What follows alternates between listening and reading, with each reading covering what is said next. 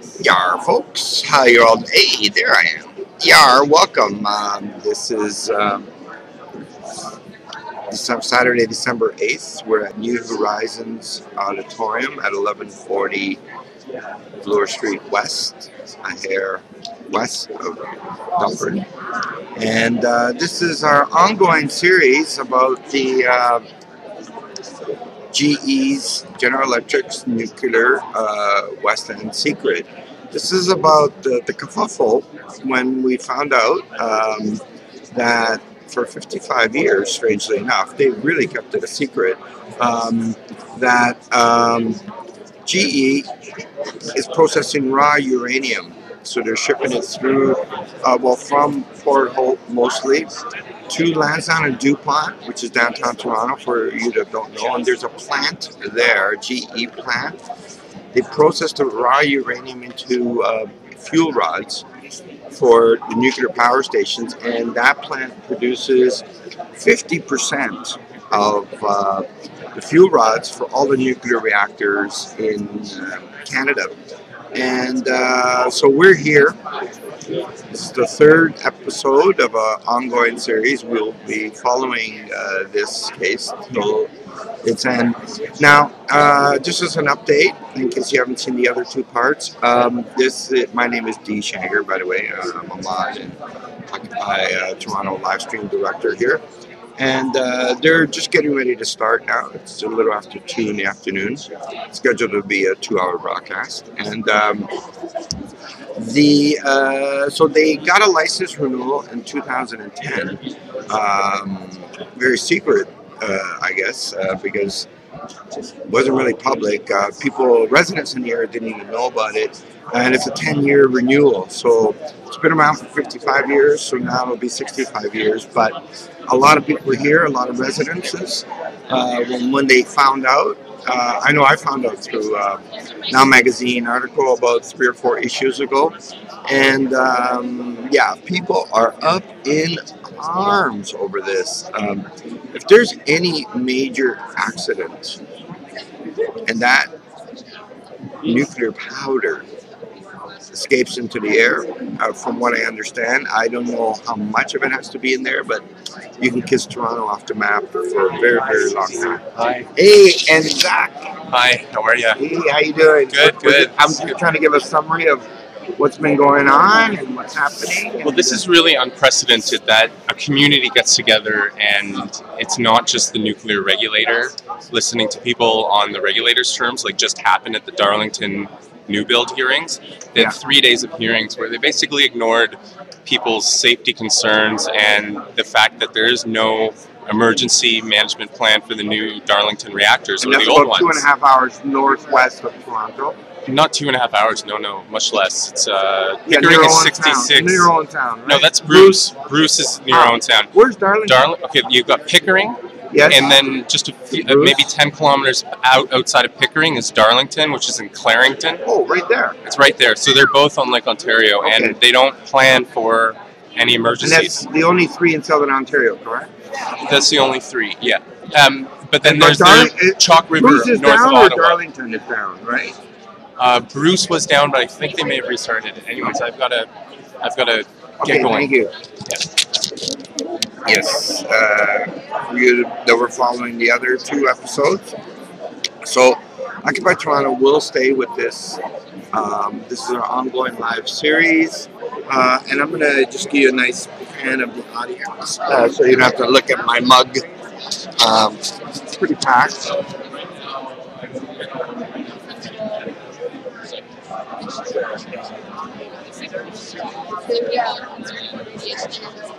And then it's like, I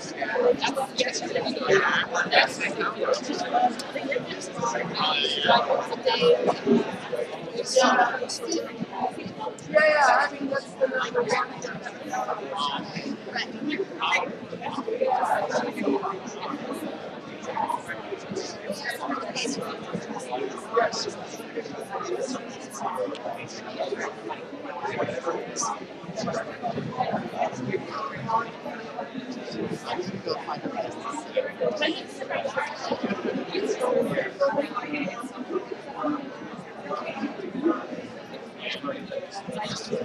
Yeah, yeah, yeah.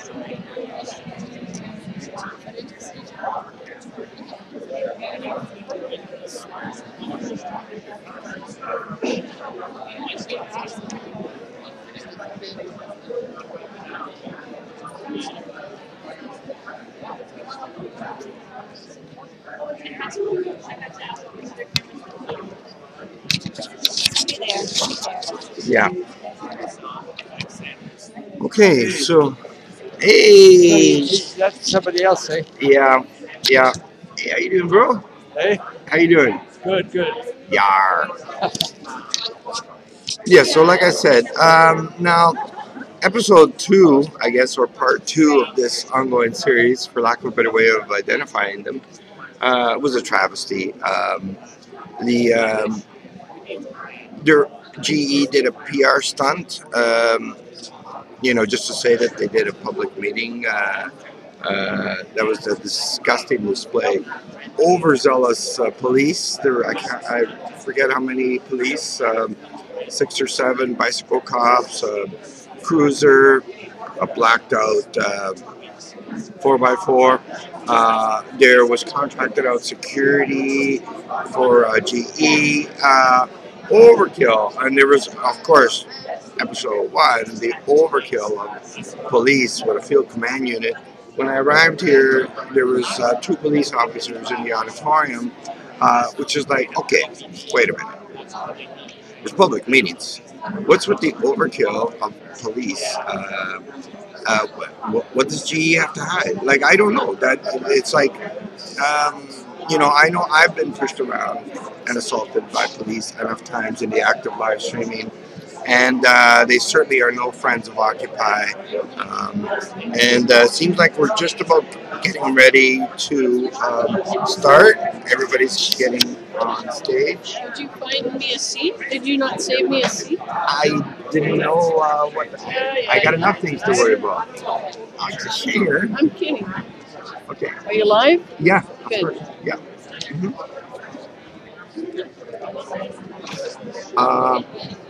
Hey, nice to see you. That's Andrew Karen.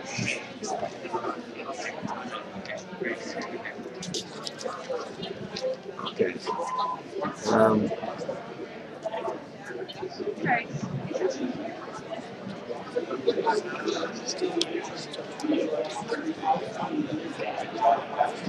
So for the panelists,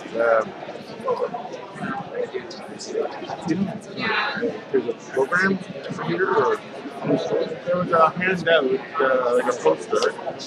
okay. Okay, thank you.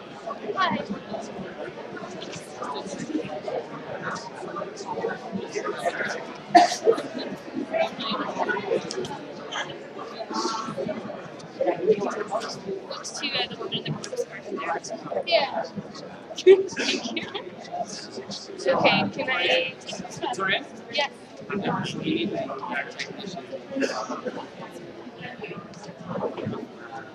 I will ask you to do that.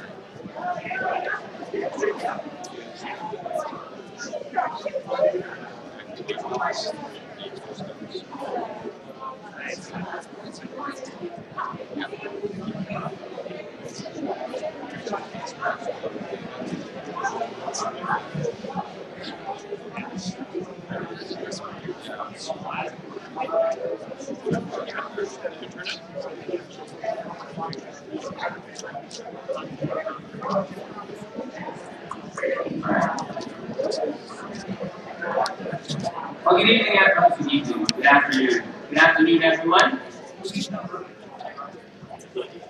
Thanks so much for taking the time out of your Saturday afternoon, and I know it's a rainy Saturday afternoon, and so I'd like to first of all welcome you. My name is Andrew Cash. I'm the Member of Parliament for Davenport, and welcome to this meeting. So why are we here? Well, a couple of months ago, our community was floored by the news that a nuclear facility had been operating at Dupont and Lansdowne since 1965. And virtually none of us knew about it. I live quite close to the facility myself with my wife and my 3 kids, and as your member of parliament and as a resident, I too was floored and quite surprised and quite concerned. I do have serious concerns about the lack of public consultation, which led to the renewal of the license for the GE facility in 2010. As do many, if not most, of the community and most of the people I think that are here today. And that's why I'm hosting this meeting here today. People are frustrated, they're concerned, some are very worried, and some are angry. But we all have many questions. How safe is this plant? What are the risks? What is the process for public disclosure? And what are the responsibilities of the facility to engage with the public? So now the community has played host now to 3. This is now the 4th public meeting since the story broke. So I would like to, at this point, just say thank you to all the parties that organized the first 3 meetings. I see people here today from all 3 meetings, and I'd like to thank you all for doing that. You know, this is a very engaged community, and you can see that by the turnout here today. This is a community that cares about the community that we live in. Well, can we do anything about this feedback? Sorry, I'm very sensitive to feedback after 25 years.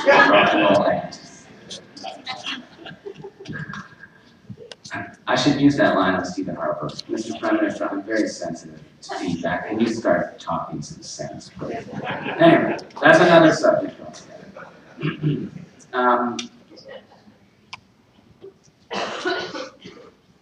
So we played host to 3 meetings, and the community is I mean, I think it's fair to say we are a fair-minded group. We are people that care about the community. We want to know. We care about our neighbors.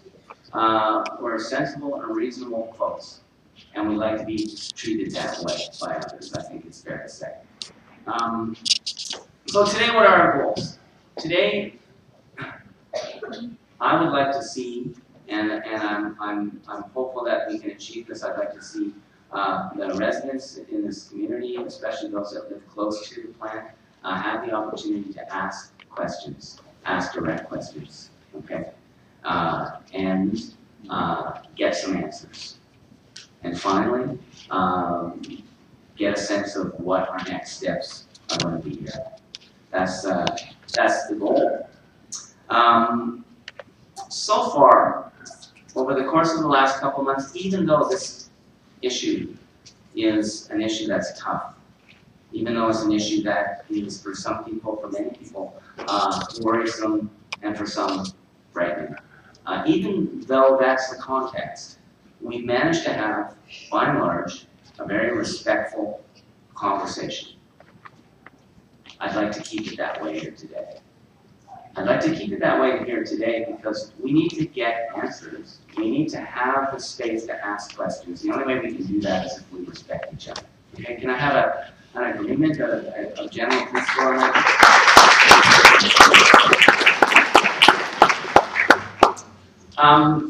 So in that context, we're going to have short introductions. I've asked the panelists to keep their intros to very short, 2 minutes, and again, that's so that we can have maximum amount of time for residents here, okay? So I'd like to just, okay.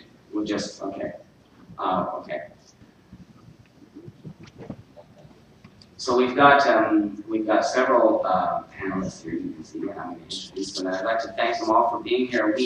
We asked these folks for a reason, because we want to get a balanced, we want to represent the range of views. We want to be able to get the best information that we can, and I think that we've got a good balance of that here. So We have, and I'll just quickly go through this. So Peter Elder, who's the Director of the Nuclear Cycle and Facilities Regulation for the Canadian Nuclear Safety Commission. Thank you so much, Peter. And here's colleague Dr. Patsy Thompson, Director of Environmental and Radiation Protection and Assessment. Thank you so much, Dr. Thompson. We also have GE's VP of Communications and Public Affairs, Kim Warburton. We have Dr. Pekka Sinervo, is a Professor of Experimental High Energy Physics at the University of Toronto. Thank you. We have via Skype Dr. Gordon Edwards, who's the co-founder of the Canadian Coalition for Nuclear. I would like to acknowledge the presence of members of the Canadian Auto Workers who represent the majority of the workers at the GE facility. Someone's here from CAW. Thanks, brothers, for being here. And I'd also like to recognize your member of Provincial Parliament, Jonah Shine, who has been working with me on this issue.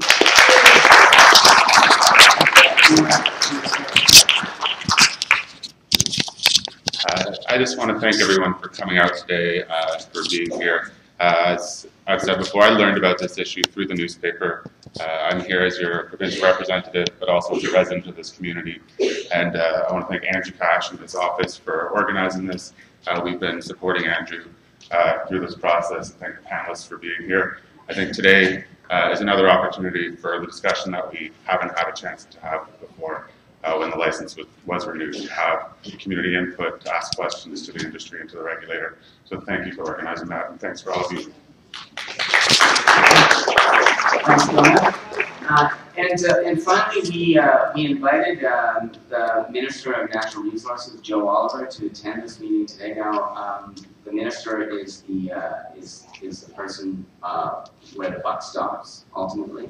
Unfortunately, not only is he not in attendance, not only is there no representative from his office here, but we never actually received any kind of acknowledgement that so I think it's important for us as a community to understand some of that context here. And finally, I want to introduce Sue Milling, who is a longtime resident of Davenport and an activist, and she's the director of film and the director of the film and TV unit at ACTRA. And she is going to facilitate, or she's going to moderate the question a section of this public event. Okay, and that's Sue at the end there. Thanks so much for being here. So I think we'll just go from left to right. If that's okay. Sorry, I'm sorry. I almost never look right. Heather Marshall is a staff person with the Toronto Environmental Alliance. She works with communities on toxic issues and local good neighbor concerns. So thanks so much. And finally, we have a sister here who wants to make an announcement, which is that she would like people to put their cell phones on airplane mode. Okay, thanks. All right. So we will start with Andrew. We'll start with. I'm wearing hearing aids, and every time you bring the thing near your mouth, I can't hear you at all. It's got to be about this far away from your mouth, or I can't hear what you're saying. Okay. And when Jonah was talking, he kept the thing well down here. I can hear it. Maybe nobody else wears hearing aids. Okay, thanks, Dick. Right on. Duly noted. And thank you for saying that. And we will keep. How does that work for you? Is that better? Yes. Okay, so if we can all recognize that, okay. Great. So we'll start with Dr. Thompson then. Would you like to, and we'll just do a quick go around. Keep it very short, 2 minutes, and then we'll carry on. So yeah. So happy to be here. My voice may not look so if you see me move away, I'm not leaving, I'm just getting water. So, but more seriously, I'm Patsy Thompson. I joined the CIBC ACB in 1993. I'm an environmental toxicologist, and I'm responsible at the CNSC for the health and environmental programs, and I'm also responsible for the CNSC fund. As mentioned, my name is Peter Elder. I'm also with the Canadian Nuclear Safety Commission. And my background is I actually went to U of T and have an engineering degree and a master's in the behavior of high temperature ceramics, and actually that is what GE makes at this plant. I'm responsible now for the oversight of these facilities as well as the uranium mines in Canada and the waste management facilities. My name is Jack Sinero.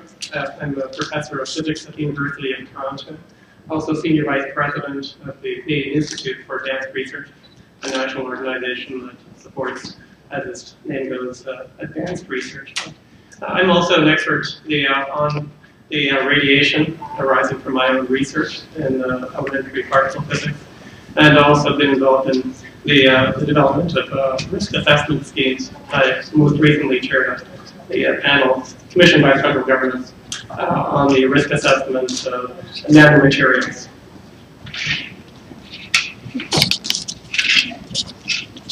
Hello, can you hear me? Oh, I'm waiting for the thumbs up. Can you hear me now? No. The mic's on. Right now. Right. Hello? Yay! Can you hear me now? And you can hear me? Great. So everyone was really short with their introductions, but I was planning to be at least 2 minutes. So I will try to be shorter than that now. I'm Heather Marshall from Toronto Environmental Alliance, and I'm a toxics campaigner there. I have worked on good neighbor campaigns and the community right to know bylaw. The City of Toronto was the first in Canada to pass one of these right to know bylaws, and it's to honor the fact that communities do not know enough about toxic substances in their communities, and that we have a right to know about this.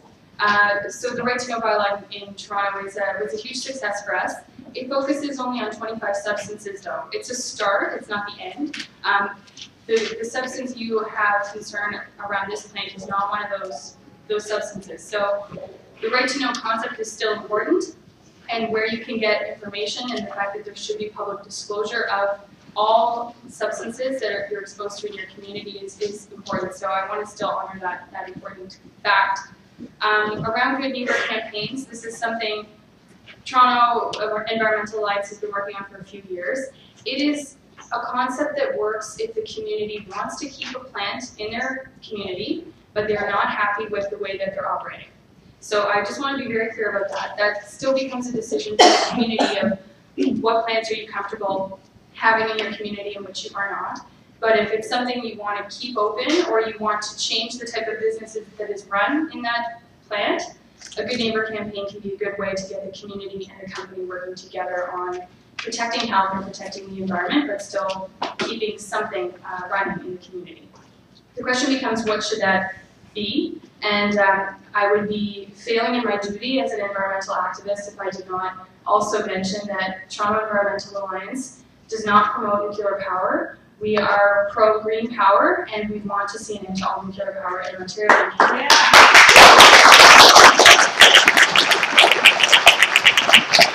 So I would be remiss in my duties if I didn't say that. And there's many reasons why we have that position, and it goes from uranium mining all the way down to nuclear waste that we need to dispose of at the end of pipe. So the front of pipe, the end of pipe, and everything in between, we have concerns. To be honest, we'd much rather see a solar panel production facility in your community than anything handling radioactive waste. That is to say, we're here to start talking about opportunities for the community to engage, talk to the company.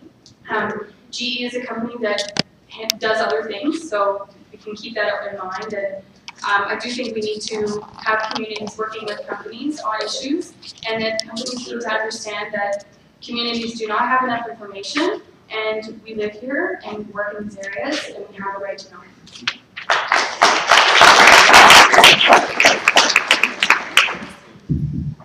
Can you hear me okay? Yeah? Okay, great. Good afternoon, my name is Kim Warburton. I'm with GE Canada, and I'm also accompanied this afternoon with a number of people from GE who work in the facility, many who have also lived in the neighborhood, and some colleagues from GE as well. And we also have a few people who will be more technical in the answers on the safety questions that you have, so we're going to be doing a little bit of back and forthing. So just a couple of things, the history, we've been in the area since 1907, so we've had that plant in the area since then. In the early 1960s, we switched to making ceramic pellets. So what we make is we take natural uranium and we make pellets. They're about double the size of a pencil eraser.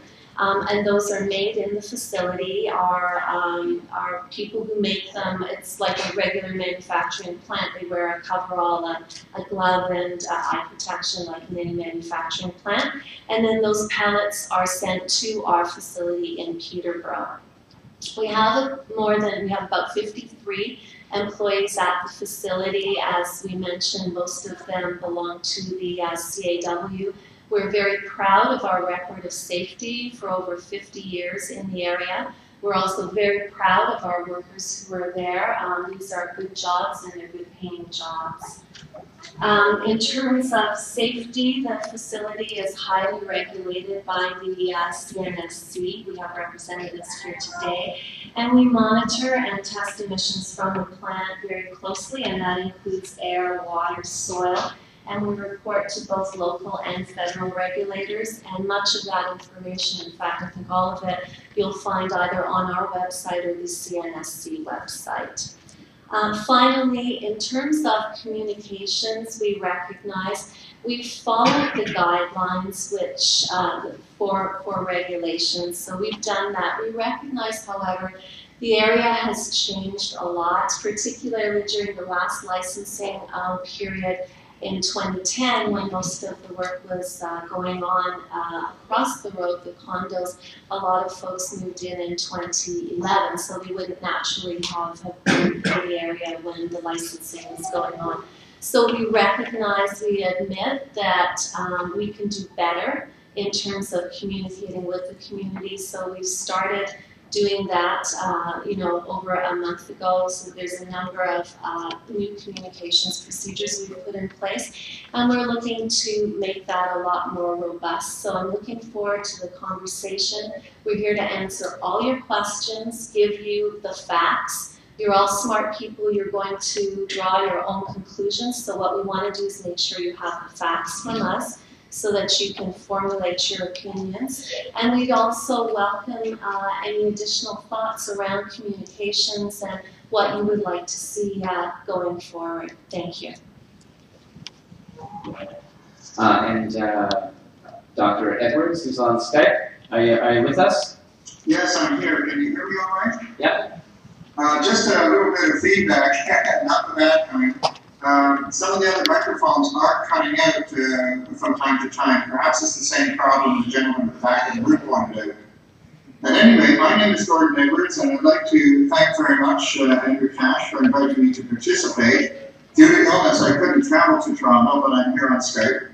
I grew up in the area there. In fact, I lived as a young lad and as a young college student at the corner of Dupont and Davenport. And I rode my bike past this area many times as a kid. I graduated with a gold medal in mathematics, physics, I graduated in mathematics, physics, and chemistry from the University of Toronto with a gold medal in mathematics. And then I got a PhD in mathematics at Chicago University. For the last 40 years, I have worked as a consultant on nuclear issues from time to time for both governmental and non-governmental agencies. My first involvement with health effects of alpha radiation in particular was in 1978 with the Steelworkers Union in Elliott Lake, Ontario. My main concern is that this facility does handle uranium, which is a heavy metal and also a radioactive material, and it's impossible for them to maintain zero emissions, so they do give uranium dust, its powder in powder form, into the air in small quantities. which builds up in the environment, and they also give off much larger quantities of uranium into the sewer system every year, roughly in the range of 2 kilograms per year, as reported. Now, I have no direct knowledge of the facility itself, so my information is of general nature and is based upon the documents that I've read. But my concern is that society at large has, in the case of heavy metals and carcinogens, cancer-causing materials, has moved more and more towards a zero-tolerance attitude, especially in populated areas. For example, the permissible level of secondhand smoke is 0 in restaurants and public places. We remove lead from gasoline because it's a heavy metal and it goes into the atmosphere when the gasoline is burned. We have reduced asbestos use as much as possible to 0. Again, for example, we removed asbestos from brake linings, which used to be the case, simply for health reasons, that a single asbestos fiber can be a precursor for fatal cancer. So, in that kind of a spirit, not to criticize GE-Hitachi for their practices or the workers or even the CNSC for applying regulations, but the community may want to consider that this is an inappropriate place to have such a facility. Here, here. And that's my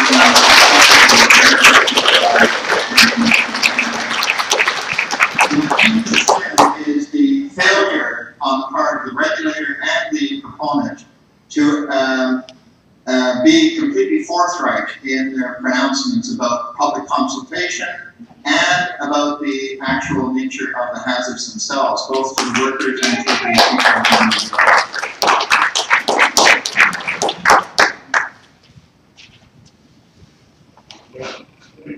Thank you, Dr. Edwards. So at this point, we are going to get into the question and answer period. And so I'm now going to turn the meeting over to Sue Millen, who is going to moderate this section of the meeting. Okay, and so Sue's going to lay down a bit of a ground rule here. Okay, thanks, Sue. Okay, can everybody hear me all right? Okay, great. Gordon, you're okay up there? I am. Excellent. So, why agree to moderate a public meeting on such a hot topic when I could be holiday shopping? Well, because I have lived in this community all my life, and I too was quite shocked to find out about this facility through the good work that the activists have been raising over the last number of weeks. And I said, you know, one of the things that I noticed about how this issue had been raised in the meetings that you had been holding was just how respectful the conversation has been about this facility, about the work that's being done by you who've been closest to it to help raise the questions and to start this conversation, and to hope that we can together actually find some way forward. So I said, sure, get me out of those crowds, and much to the delight of my kids, I'm out of their hair.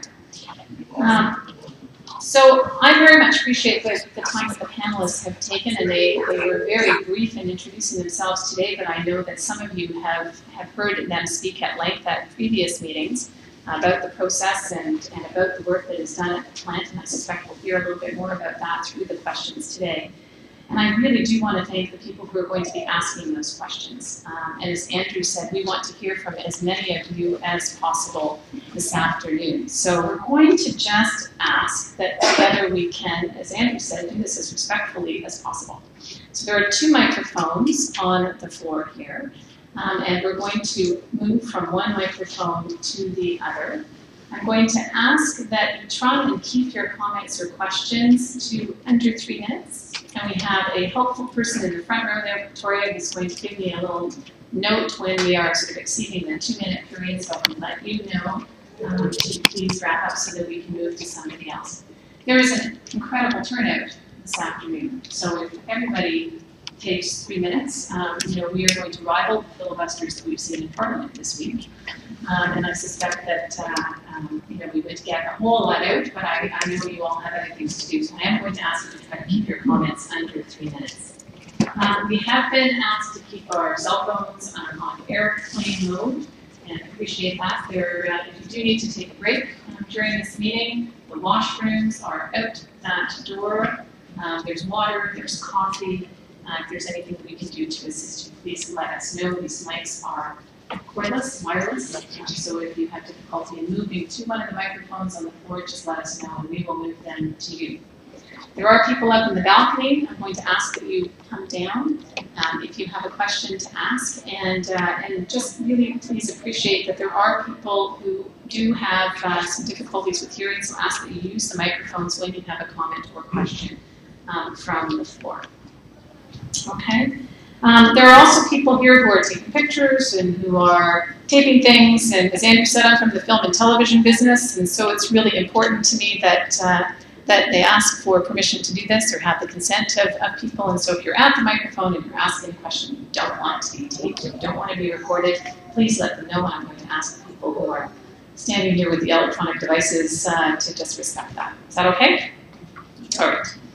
So I just want to get a sense, too, so that we can try and make sure that we have a diversity of questions and a diversity of opinions raised.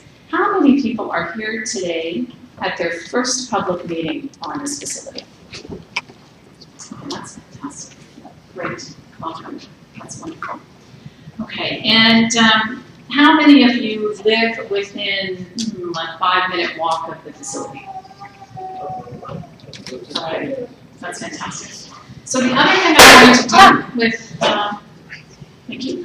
The other thing that I'm going to do, if it's okay with all of you, is that when there are people lined up at the microphones, I'm occasionally going to say, okay, is there somebody in line who lives within 5-minute walk or who is here for the first time? And I'm going to ask that we give them the courtesy of moving to the microphones first. Is that agreeable? Okay. So, Andrew said we want to hear from you now. I'm going to give you a Sorry, I don't think that's not agreeable because Could you move to the microphone? Sure. And I'll just ask now. So if people want to actually move to the microphones, we'll just move back and forth. I would just say that that's not agreeable because this facility is producing uranium, which will produce nuclear waste. And high-level nuclear waste needs to be sequestered for the environment for billions of years. And that means this is a problem of everyone, and we can't privilege certain people above others. It's very important for this community, but just that's how things work. Like, that's how we split up things to say, oh no, you're federal, municipal, provincial. This is a global human problem. So everyone who's come out to the room here today has a stake in what's going on. And I wasn't suggesting anything I was just saying that as we move between the microphones, I'm occasionally just going to ask if there are people in line who haven't had a chance to speak before. But you now have the microphone.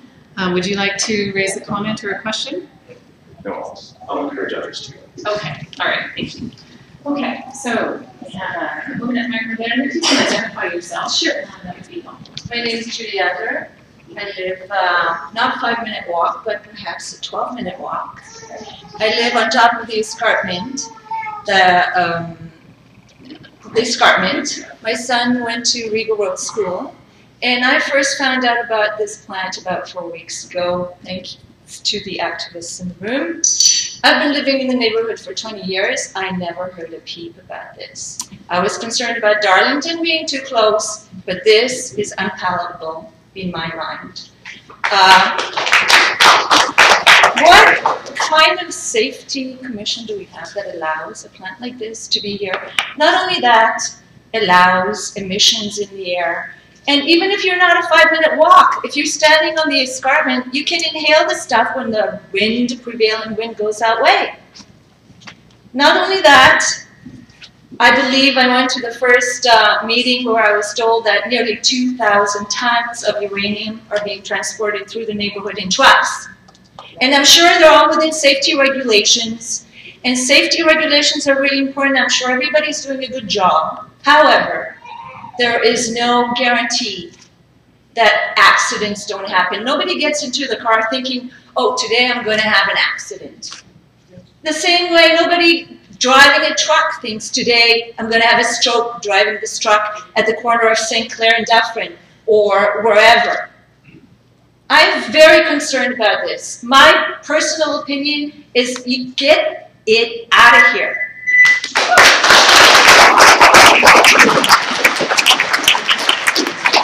Yes, I have a very strong emotional response to this because obviously when we talk about health of our children and our neighbors, it brings out the emotional in us, basically driven by survival mode. My question is this, to the plant and everybody else. You've been here for 50 years. What kind of health studies have you done within a 5-kilometer radius, a 10-kilometer radius? Because I know on my street alone, and I have neighbors here, several people have died from cancer. I don't know statistically what that rate is compared to Scarborough or compared to Ottawa, where there are no nuclear stations nearby.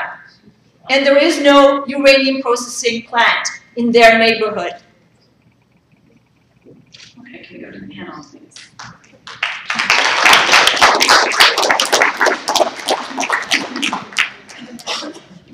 So, a question to you in terms of what studies have been done, and then perhaps ask our regulators to respond to it. Gordon, I think you probably want to get in on this as well. So. Sure.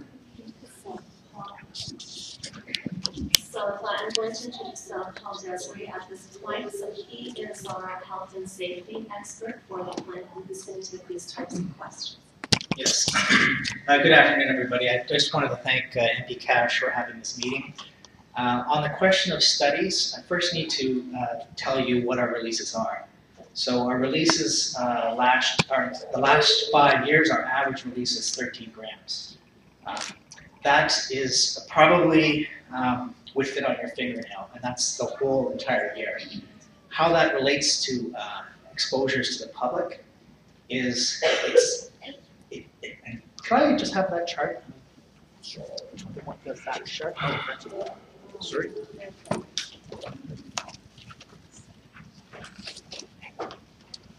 Sorry about that. So if you can see here, this is the exposure from that amount of uranium. Okay, so it's basically negligible. So if you compare that to what naturally occurs in the environment in terms of radiation levels, it's insignificant.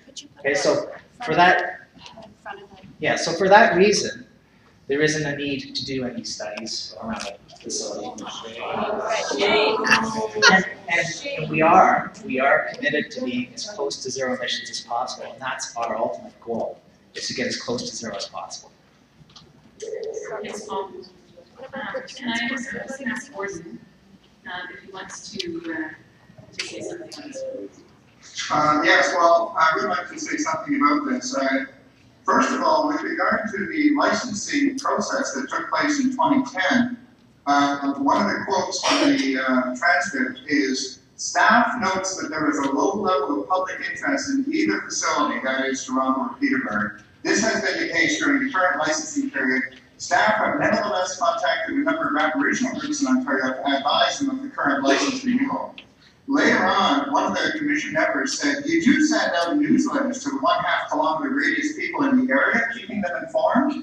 This is speaking to Mr. Mason, who is the CEO of GE-Hitachi, this plant. And he said, as part of our application for low-enriched uranium fuel, we had several public meetings. We had meetings with the school, parents, and teachers, and the local leadership. So people are well aware. We've been there for 50 years. They're well aware of the sort of thing that we do there.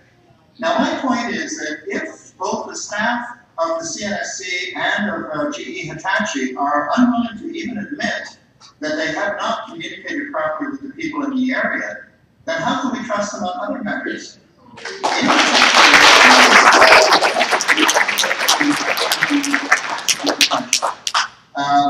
This stuff is in the form of a radioactive powder, which is easily inhaled.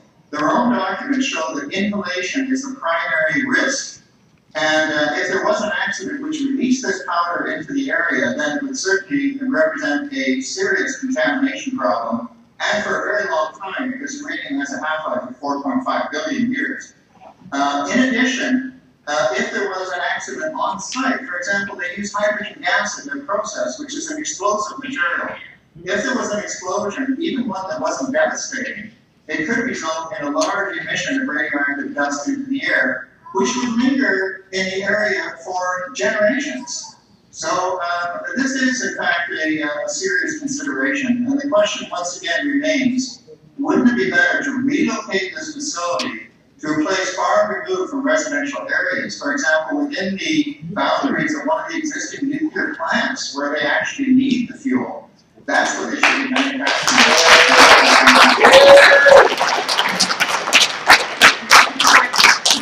Can I just briefly go to the folks at the end of the table there, and then we're going to move on to this. I'll start on I'll ask Dr. Thompson to answer the original question about health studies. Let's be clear, the CNSC is not happy with GE-Hitachi's public information program. Okay, we were highly critical of it in the license renewal. Now, we made them change it from what their application was. There's a two-step process, and believe me, we noticed that no one came. We made them change it between day 1 and day 2.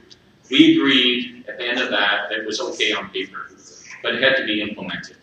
So we did 2 things, and this is in progress, and obviously has not gone far enough. One is we put, for the first time, a license condition on them that they must continue to have a public information program.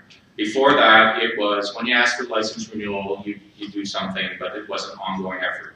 We moved to make sure there's an ongoing effort, and we published, merely it wasn't approved until March of this year, a regulatory document on what public information, a modern public information disclosure program is supposed to look like. GE-Hitachi is not there yet. We will continue to make sure that they do get there. This meeting, while the meeting can occur, it should not be occurring in this manner. GE-Hitachi has responsibilities to let the public know. We're fully in agreement with the right to know. And we have codified that one. Admittedly, I'll say, maybe we're not as quick as we should have been, but we have put in place documented regulatory requirements that are linked to their license. And it's not about whether this license renewal or not. The community needs to get the information they want when they want it. And we will continue to push and use all the regulatory tools we have to make sure that GE-Hitachi does this. Now I'll ask Dr. Thompson to answer the original question about the health studies. So just the question was on whether health studies have been done within the 5 or 10 kilometer of the facility, and the answer is no. Essentially, the answer is no. So essentially, I'm trying to balance the gentleman's need for a microphone not being too close.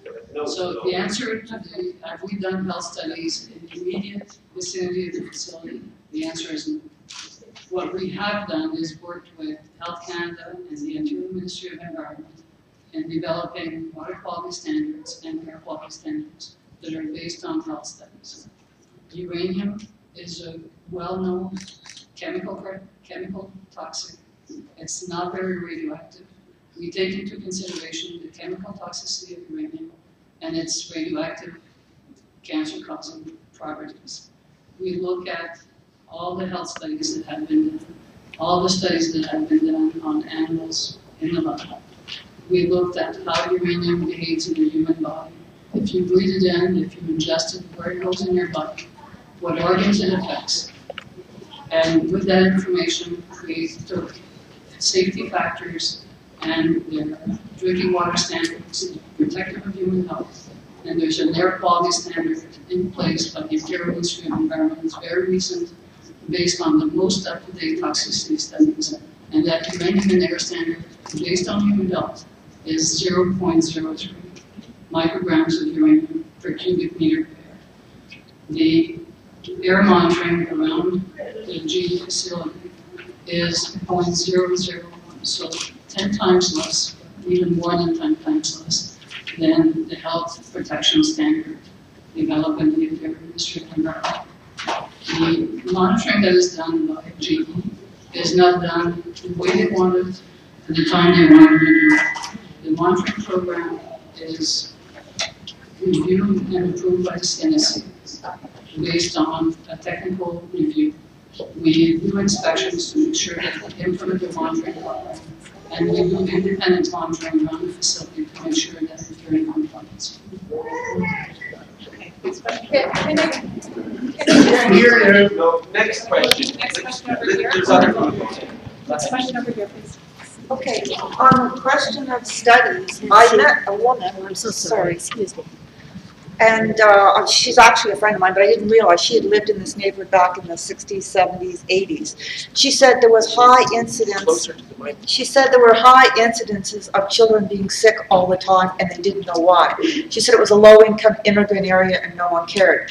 But she said that the Department of Health and the counselors were involved, and she told me the boundaries of the studies. And she said, somewhere in the archives, and I know I emailed you and Joe Shine and Caesar, who's not here today, to see if you can check and see what the results of that studies was. She said it was probably done in the 80s.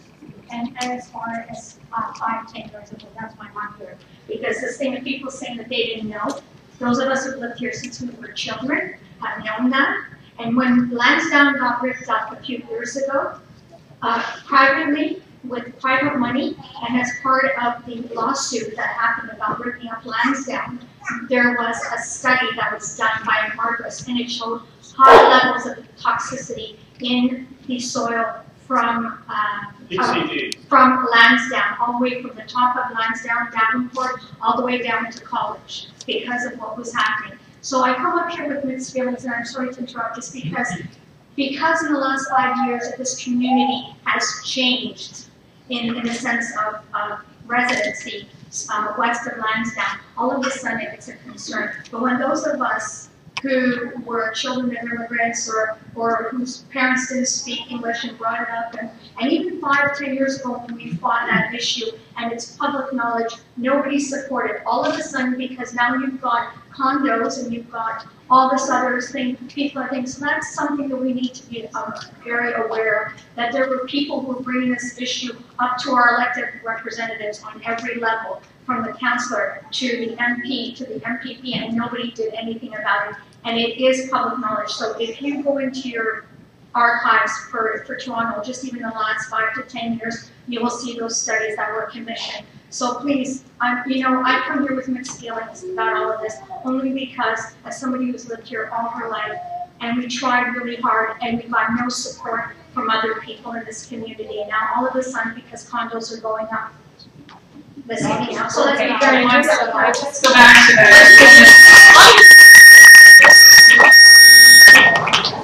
Okay, I just want, I agree with you. I agree with Gordon and Edwards and the first lady that spoke. But I do think that you're saying there's no studies done, and she said there have been, and this woman said in the 80s there was pressure because the department, not only the councillors, but she said the Department of Health was involved, and there was a study done on increases in cancer rates and other illnesses with a focus on children. She said that study has to be somewhere in the records. So you're telling us we don't have studies, and I'm telling you from this woman, and she wouldn't lie. I mean, I've known her for years. I just didn't realize until I talked to the GE plant. She goes, oh my God, yeah, this is what was going on then. So, and I too think that this facility has no place here. I have an organic garden. We've been gardening there for 15 years. We eat our food. We're not very far away. We have grave concerns. And I think that if studies haven't been done, that's BS. Because you guys always have lied to us, nuclear industry, and there's more greenwashing, and we should not believe you. And if there are studies done, then bring them forth instead of keep burying the facts. There's a nice tight team effort between the two microphones. Thank you. I know Andrew would like to say something, and Gordon is putting up his hand on the speakers. Yeah. Well, first of all, I'd like to thank all those that have already raised issues, and to our friend that was just at this microphone. I think that that we really have to understand that when you try to communicate to a community, you have to try as best you can to communicate to them in the language that they understand. And I think that that's a big issue that's not been there in the community, and certainly, and I see Maria the community is not educated. Yeah. Well, it's not aware of what's going on. Well, what I want to just point out, based on the last comment, is that whatever kind of public engagement process that has happened, it has not happened with translation. And so you're talking, and I know there's many people here from the community, from the Portuguese community, from the Italian community, and as part of any kind of comprehensive outreach, and I'll say this to you today, that whatever kind of comprehensive outreach strategy that goes forward is going to go forward so that everybody can understand what is going on at this plant, whether you speak Portuguese or English or Italian or another language, and that's the promise I'm making to you here today. So I'm just going to ask Gordon. I'm just. Yeah. Thank you. Okay, I'm just going to ask Gordon to comment. Okay, I'd just like to say that the CMSC people did not address the first question that they responded to in terms of accidents. What happens if there is an accident involving the transportation of this powder or an on-site accident in the plant itself? I don't think that question was addressed. We recently heard of downtown Toronto. There's a building which is in the process of being demolished, which the CNSC ordered stopped because the radioactive materials that are in the building itself would come showering down on the population, and so they halted the demolition of that building because of safety concerns. Well, this building is eventually going to have to be demolished too. They've set aside $33 million for the demolition of this building eventually, but again, there's going to be a lot of radioactive contamination, a lot of radioactive dust. How do you control all that when you take the building down, even without an accident? With regard to studies about health, I do not have confidence in the CNSC on health studies because they have shown repeatedly refusal to acknowledge the best scientific advice on these matters. For example, there are 2 Ontario provincial scientific committees which recommended reducing the levels of radioactive tritium in drinking water by a factor of 350 in order to make it more compatible with other toxic materials. And the CNSC has repeatedly refused to do that lowering. So I find that they are really ignoring a lot of the health concerns. I note from the 2010 hearing that took place for the renewal of this GE-Hitachi plant, they talked about radiation exposures for the workers. And they talked about, for example, here is a chart involving the whole body radiation exposure of the workers from what's called gamma radiation. Here is a chart that deals with the skin contamination from what's called beta radiation. And here is another chart which deals with the radiation of the extremities, that is the hands and the hands and the fingers of these workers. But nowhere is there any data whatsoever on the internal risk, the lung risk of inhaling this dust. And surely these workers are inhaling this dust into their bodies in small amounts. That's where the real danger is. Even in the document themselves, they say the principal hazard is inhalation of this radioactive dust, and yet there's absolutely no data on it. Not only that, but in the documents of the CNSC and GE-Hitachi, they talk about gamma radiation, which is penetrating external radiation. They talk about beta radiation. There is absolutely no mention of alpha radiation, which everybody in the scientific world knows is the principal hazard here. The principal hazard is the alpha radiation, and it is about 20 times more damaging per unit of energy than either gamma or beta. And there's absolutely no mention of the word alpha, let alone any data on it. So I don't have confidence in the CNSC in really looking at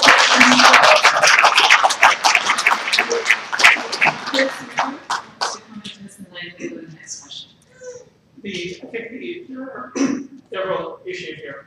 One is whether the plants have been safe over the last 50 years. That's actually one question. And I'm not here to argue one side of the question or another. I'm here to help give you information about what are the issues. The record, what I think the record, would indicate that in fact the plant has been operated in a safe way. The question the community should ask is whether in fact it has the information it needs to determine whether they would wish to continue having a plant or a plant like this. Get it out. I'm trying to be respectful, and I wish that we're not interrupting. What data are you using to come to that conclusion that it's been operating safely? Let's talk about this. If we're into a debate, that's one thing I would respond. You're using GE's own data. Yeah. You're accepting it. You're not scrutinizing it. I'm using the CNFC staff report. I'm also using my own experience in working in nuclear laboratories. The point being, however, the issue is, does the community have enough information to be able to make a decision about the risk it's prepared to take? Because it's the community that takes the risk, ultimately, with the plant operating in the facility. And I think that I think echo the CNSC staff's comment that the public information, the effort, has actually been quite modest, to the point where, in fact, as a resident in this community, which I am, I'm actually quite unhappy. The amount of information available to actually be able to determine whether, in fact, this risk is acceptable to you. You can never have no risk, right? Crossing the street is a risk. The point, however, is whether this plant and its activity is the sort of risk this community would like to take going forward. That would be my suggestion that one actually focuses on. Right. Let's go to the next question over here, and then we'll. Could I, because the lady asked the question about the health studies that were done in. The lady asked a question about health studies that had been done in the past. Yeah. So my understanding is that the studies that were done in the past were related to PCB contamination. Speak up, please. My understanding is that the studies that were done in the past were related to PCB contamination. I will look into whether other studies related to this facility have been done, and my commitment is we'll get back to you. So at the end, if you want to give me your name and some way of reaching you. To date, what I know is that the studies were related to PCB and not uranium, but I will check into it. That information should be disseminated to everybody, not just her. So what I'm saying then, give us a report, we will look into it. Okay, and the comment that Dr. Edwards made about the advisory committee recommendations on trading water standard, that's a recommendation to the Ontario government. The CNSC does not set the province's drinking water standard. What we do is regulate facilities to make sure they're safe, and the tritium coming out of the facilities going to drinking water plants around the nuclear power plants are lower than 20 becquerels per liter, which is the proposed drinking water standard. So we're doing better than the standard, but it's not our job to set the province's standard. But we do regulate so that it's lower than the proposed standard. I was just concurring with Andy that if there are any research findings or studies that you are looking into, if you could provide those results to Andrew, and we'll get those out to everybody. Okay, let's see if we can sort of move a little bit more quickly here, because there are a lot of people at the microphones, and I just want to know if there's anybody who's sitting in the audience who can't move to a microphone who would like us to move to you. Just like a signal to us. Okay. All right. So we'll get to you in a couple minutes. Okay. My name is Jim Callahan, and I live roughly 5 minutes from the plant. My concern is that it isn't really a local issue. If you take the plant and draw a circle with the plant as the center, and you have a big fire, how wide is that circle going to be? What's the radius that's going to affect? Is it going to go all the way to Scarborough? Or I really want to know the seriousness of something like that if you had a large fire. That's really my question. Great question. And I think some of the others have raised the issues around the transportation, too, of the product. But can we just move to... Yeah, that question, Dr. Edwards, was never answered either. Well, are you surprised? Sorry, but the question originally, I'm trying to answer the questions from the audience. The lady asked about health studies, but she mentioned the transportation. Let's say you don't assume that there's going to be action. Actually, when we set transportation rules, we assume there is going to be an accident. All the rules are based on there is an accident, involves a fire, and the material must be transported in a way, and we work with Transport Canada, standard transportation of dangerous goods. The same rules apply. We assume there will be an accident. and you have to show the package and material remains safe to the public after an accident. Same thing with the facility. The facility is required to have a safety case that would show that the public is not at risk even if there was a fire. The fire is obviously a risk in here. They are required to have a state-of-the-art fire protection system. They're required to work with the fire department to make sure there is a fire, that the firefighters know how to fight the fire. Hydrogen obviously needs some special precautions, so they must inform and work with the Toronto Fire Department to make sure that's done. And an accident here, again, would not be a significant issue. There are lots of protections in place to make sure that there isn't a fire. If there is a fire, there is an adequate protection. The fire protection material is there, and the firefighters and first responders know what to do. Thank you. Okay, I'm going to move to this microphone over here.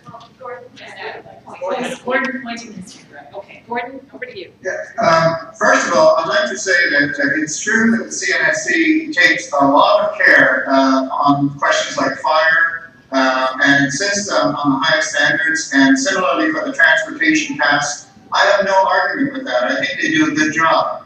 But unfortunately, the CNSC is unwilling to consider accidents that get out of control. They think that everything is going to be under control because of their engineering fixes. The trouble is that at Fukushima, for example, or even in a much minor case, at Port Hope, for example, things sometimes get out of control and the engineering systems just don't work, and you do get a leak, and you do get dispersal into the environment. I think it's important for the purpose of the questionnaire to say, well, if things do go out of control, and one of these things actually bursts, like there was one container that exploded up in Blind River that wasn't expected to explode, but it did, a uranium container. If that happens, how extensive will the contamination be? I think that's really the nature of the question. It's not just how careful are you to see that it doesn't get out of hand, but what happens if it does?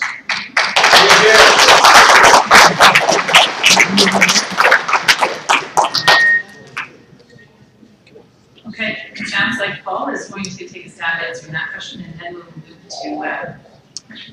Victoria backwards. So natural uranium is incapable of exploding on its own. And as Mr. Elder mentioned, we have a safety case for the facility. The safety case analyzes the worst case accidents and determines the possible impacts. And we've done that. And the impacts from a radiation point of view, in the worst case accident with all your defenses not working, because you have to assume that you don't have your defenses in an accident, is 1 millisievert. 1 millisievert is the public dose limit. So in other words, even in the worst case accident, worst case fire, the dose consequences are bounded. And that's the most exposed person. Victoria, I'm going to go to a question in the back there. You keep on mentioning health risks. And what are the health risks? Like we know cancer is one of them. And what are the other health risks involved? Because I've been living in this area all my life, and I got sick when I was a child, and now I'm living with the ramifications. So I would like to know if there is uranium caused by illness. Okay, looks like Gordon wants to respond to that capacity as well. Okay. All right, there's different levels of health risks, and in the case of uranium, there's a good deal of uncertainty regarding what the health risks truly are, because of the fact that the radioactivity is, in fact, very low compared with other radioactive materials. Nevertheless, it is radioactive, and it does, if inhaled into the lungs or ingested into the body in some way or another, it can cause cancer. And according to the best scientific evidence around the world, there is no reason to think that there is a safe threshold for cancer reduction, which means that even small exposures can theoretically produce cancers in some individuals, and we don't know who those individuals are. So that's why we really aim for zero tolerance for carcinogens, for cancer-causing substances. Even cancer-causing agents are not considered to be acceptable. And I think the same thing should apply for radioactive materials. In fact, that's stated in IAEA, that's International Atomic Energy Agency documents. It's stated as a principle, and this is actually in a document having to do with fuel fabrication facilities, that all unnecessary exposures should be eliminated unless there is a benefit to the person being exposed. And in this case, there's no benefit to the people living in this area. So the way to reduce that risk to zero is to move the plant elsewhere. Dangers. We know that uranium is dangerous to the kidneys. And we also have seen in recent years, just 2 years ago, there was studies published that showed in mice mutagenic effects, that is, deformities in offspring, at much lower levels of exposure, chromosomal damage. And just a month ago, just within the last month, there has been a study showing high rates of lupus among residents living around a shut-down uranium facility. It's been shut down for some time in the United States, and they're now finding high evidence of lupus among these citizens. So the point is we're still learning about the health effects of uranium, and none of these things are absolutely certain. But why take a chance? That's why we say that better to eliminate the risk than merely to reduce it, if you can figure out a way of doing that. Thank you. So when we look at the health effects of uranium, if you look at the facility around here, we look at the air emissions, we look at emissions in liquid effluent. We look at the pathways that people can be exposed. So we look at soil ingestion by children. We look at food consumption, water, and inhalation. Uranium that is used at the facility is natural uranium. Natural uranium is not very radioactive. Most of the toxicity of uranium, when it's either eaten with food or in water, will cause effects on kidneys at very high levels. There's been a number of studies done by Health Canada looking at drinking water supplies across Canada. And they've looked at effects on kidneys of residents who were exposed all of their lives at naturally high levels of uranium. And they have not found any health effects, any damage to kidneys from drinking water at much, much higher levels of uranium than what you find in 1 liter, all of their lives. And that data is used to set safety standards with, and we use a margin to make sure that we look at the more sensitive parts of the population. When your uranium is inhaled and goes into your lungs, over time it will dissolve and move into your bloodstream and will be excreted with your urine. So it doesn't stay in your body forever. But there is a small portion of uranium that will stay in the lungs, and that's what we look at in terms of potential levels that can cause cancer. But cancer from uranium, because it's not very radioactive, we take very, very high concentrations. At the plant, we have a requirement for every single worker to be monitored every day they work. And we do, contrary to what Dr. Edwards mentioned, we do look at internal exposure. We do look at uranium inhalation from every single worker.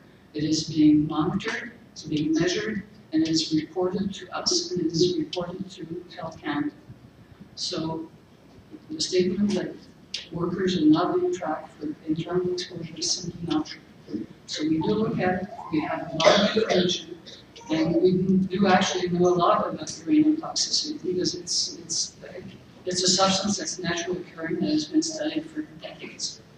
There is a lot of work still going on in many labs internationally looking at very low levels of uranium and what types of effects it can have on the heart and other organs. The CNC is going through that work. We are parts of, we are doing the work, we're reviewing other people's work, and we continue to integrate that information to make sure that our standards are protected.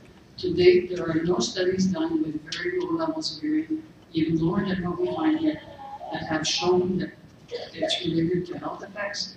It does cause responses in our cells, because our cells, everybody, we have organs and tissues that are responding to stress, because there's a lot of stressors in the environment, and those responses to uranium are the same as to any other stressor that we live with.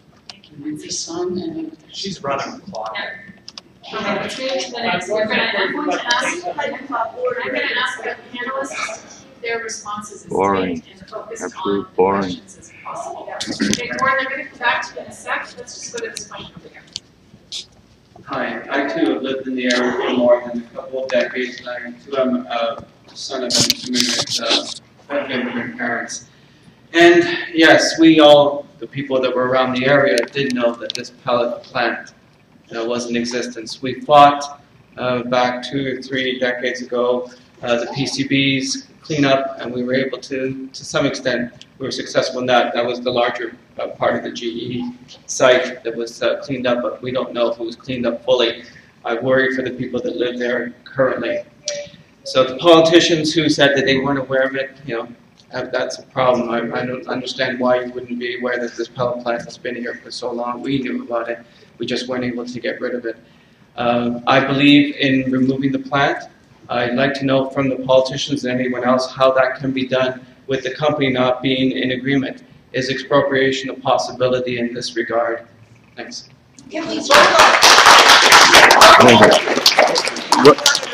Referendum. So the question is, what's the process to remove the plant? Well, I think the first thing we need to understand is that it's going to take a while. Okay, it's going to be a process if that's what's going to happen. But the second thing we need to understand here is that right now, okay, we are at the beginning of a process of understanding what the heck this is and how we want to deal with this. And I want to actually, and I think it is important that we acknowledge the battles that many of the people, like our friend that just spoke, that we acknowledge the battles that the longtime residents of this area have waged over decades. And this is a community that has too often not been consulted around major infrastructure issues. This is one of the more egregious examples of that. We are at the beginning of a process to discern what we want to do as a community. And I'm going to, in my closing remarks, once we hear from everybody here, or as many as we can in the next now 40 minutes, I'm going to speak a little more directly to your point. Okay, thanks. I'm going to go back over to this microphone here. Did you have another question? Yes. Yeah, I'm Dr. Jim Deutsch. I'm with the Faculty of Medicine here at U of T. For 10 years, I was working in biochemistry labs, getting my PhD and doing research with radioisotopes. We had our radiation badges on our lab coats and were monitored monthly. What wasn't being monitored was the internal. I was working with a radioactive form of iodine for several years, and they did do swabs on the lab benches, and they discovered a significant amount of radiation on the coffee urn in our lab where we all went. So, these things happen. I don't care how much you regulate. Anyway, what I do now is I'm in the Department of Psychiatry. I work with children and families to try to help people to take in information, to be able to grasp reality, even if they don't like to hear it, because they have to find some way to hear it. I'm hearing 2 kinds of words today, and I think it can get very confusing. One is that they're sort of red flag words, which raise a lot of emotion. The others are sort of soothing and calming words, like natural uranium. It almost sounds organic to me. So uranium is a natural compound. There are a few natural reactors that were discovered in I think, Gambia in Africa, where the concentration of the isotope 235 was high enough to cause a spontaneous fission.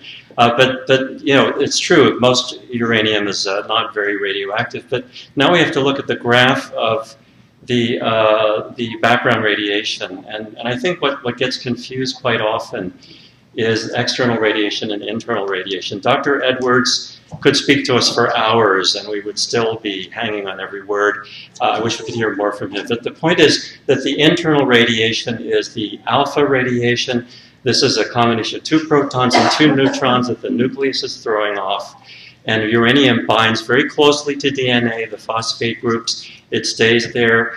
It can lead to cancer, which can take a few years to up to 60 years, okay? So I think that we have to look at all of this, take all of this information in and consider it. And the last point is that this is not a conversation. This isn't, the information is there, but we're not on a level playing field. You talk about the public not knowing or being ignorant, then, why is it that you have to spend millions of dollars, millions and millions of dollars misinforming the public about this? Thank you.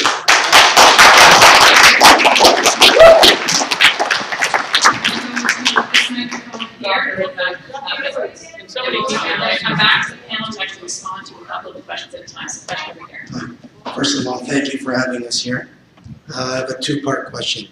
First, why uranium instead of wind, solar, water power? And then secondly, what is GE doing to reduce the carbon footprint in our area? What are they doing that's good for us? And thirdly, let's talk the truth. This is about money, not about our community.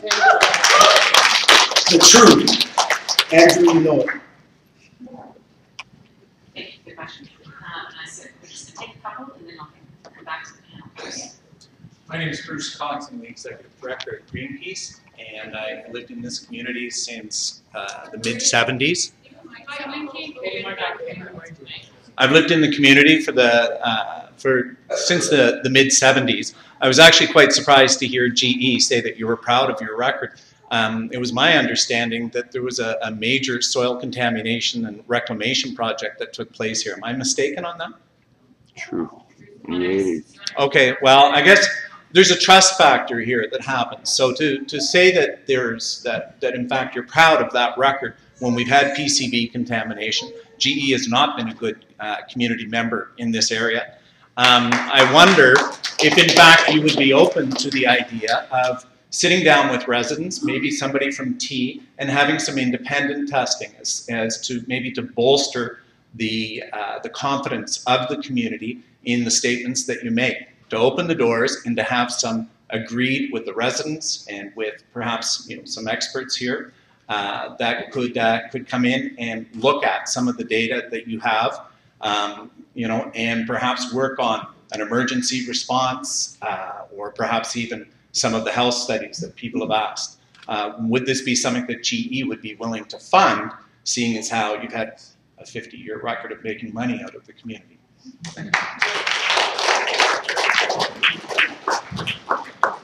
Yeah, okay, so I'm going to answer some of these, and Paul's going to answer some of these. First of all, the qualifications talk about proud of our record. I'm talking about the plant that we have. That's what I was referring to, the safety record on the plant.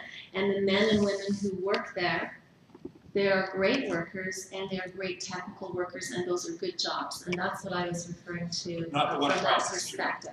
Across the street, we had operations on those lands. As you know, in the 30s, 40s, and 50s, many companies, including the TTC, who is on those lands as well, used PCBs. And PCBs in those times, nobody knew the science on them.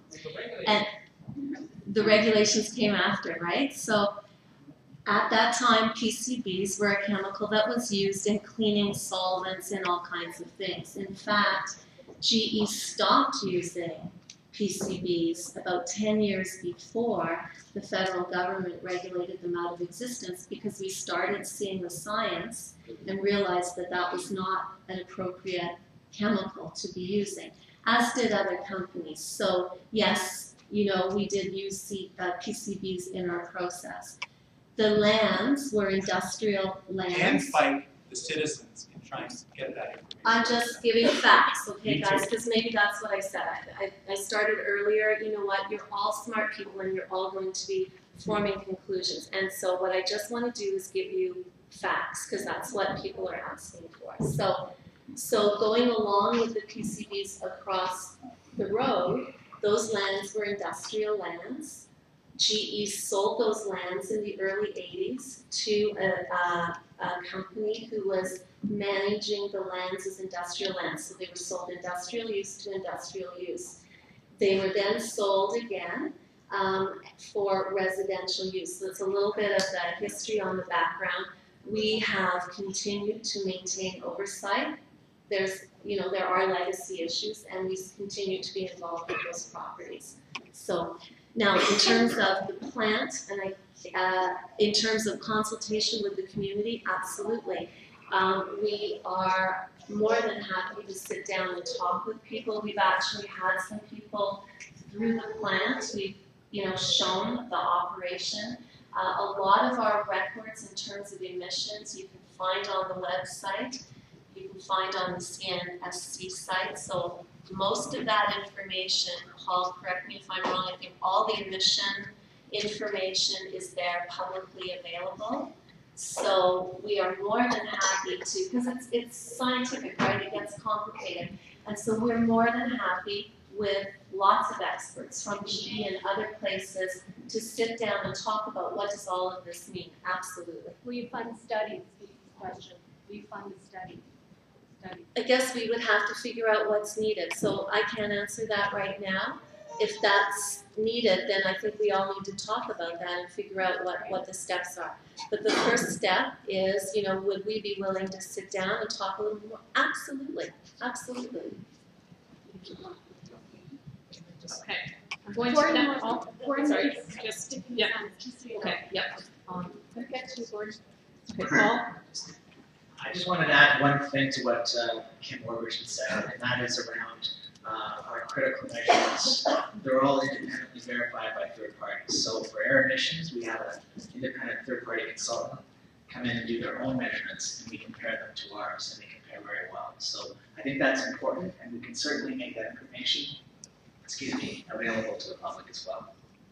Just before I go to the next question, Bruce asked whether or not you might include Heather and people from the Toronto Environmental Alliance. And I just want to ask Heather, who's been sitting there patiently, to perhaps just talk a little bit about what that might look like, and then we'll move to another couple of questions and back to the panel. I won't take up much time because I know people want to hear from Gordon as well, and he's on Skype patiently waiting. I would definitely be happy to help in whatever way I can. And I guess I can say quickly with Good Neighbor campaigns specifically, some of them work really well, and part of that is trust is a huge piece. And if a company can't prove that the community can trust them, it breaks down pretty quick. I've seen companies do really well with Good Neighbor campaigns. They tended to be ones that really wanted to stay in the community and tended to be doing pretty good things. Paper recycling company in Scarborough, furniture manufacturer in Etobicoke that was using a toxic varnish. So the question became, can you switch to a non-toxic option? So I think those are all things that need to be questioned. And I guess the other piece with Right to Know that I want to mention is that numbers are difficult for the average person to understand.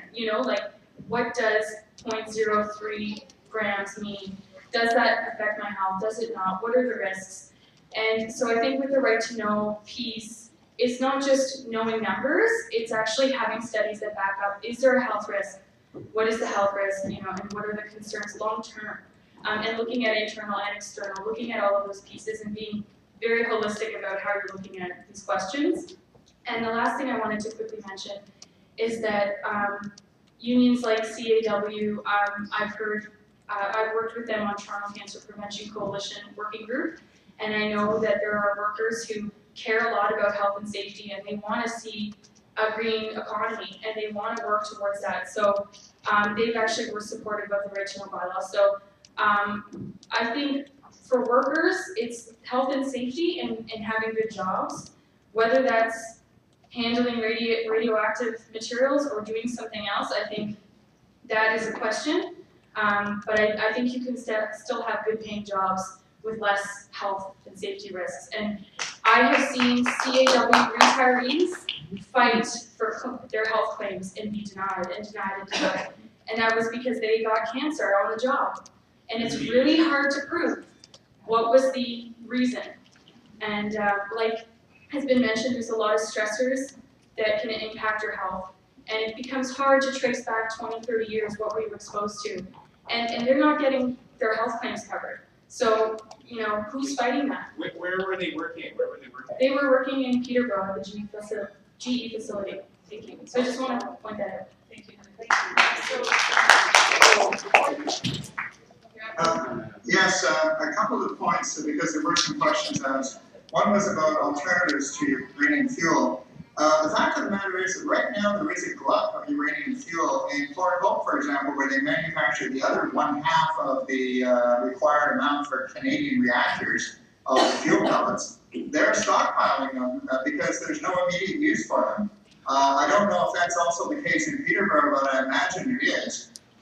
With the planned refurbishment of the Darlington reactors, they will be shut down. That will create a further overcapacity and further need for stockpiling. So right now, it wouldn't be so difficult to stop producing these fuel pellets for even an extended period of time. There is quite a backlog.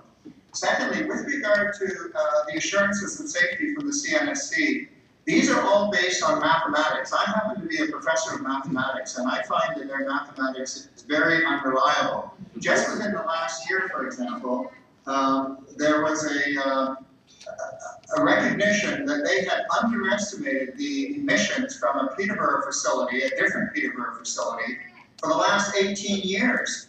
And they had accepted these emission figures, even though the true figures were probably 4 to 7 times larger than what those that were reported. And there was even one emission which took place in which in 5 minutes there was a huge release out the stack of this particular plant called Shield Source Incorporated in Peterborough. And it was more than a year, I believe, before the CNSC discussed the question or before the public was advised that this had occurred. So there's a real problem of trust here, and I find that the record is not good in terms of trusting the CNSC's arithmetic on these matters. With regard to internal exposures, there's an awful lot of guesswork that goes on in that, and it bothers me that in the CNSC documents there is no precise explanation of what alpha radiation is, why alpha radiation is different from other types of radiation, why it is so very difficult to measure inside the body because it's non-penetrating. You can't measure it easily from outside the body at all. And therefore, it's extremely difficult to figure out what is the damage that's being done inside. Finally, with regard to the situation in the United States, there are some shut down uranium facilities, much more complicated than the one that we're talking about here, much more extensive than the one we're talking about here, where the U.S. government has granted no-fault insurance to anybody who contracts cancer of a variety of different kinds without having to prove that it was caused by radiation, simply by demonstrating that they were exposed for a certain period of time, and they get automatic compensation for cancers that might have been caused by that. Because in fact, it is true that in an individual case, it is virtually impossible to prove that your particular cancer was in fact caused by radiation. Thank you, Gordon.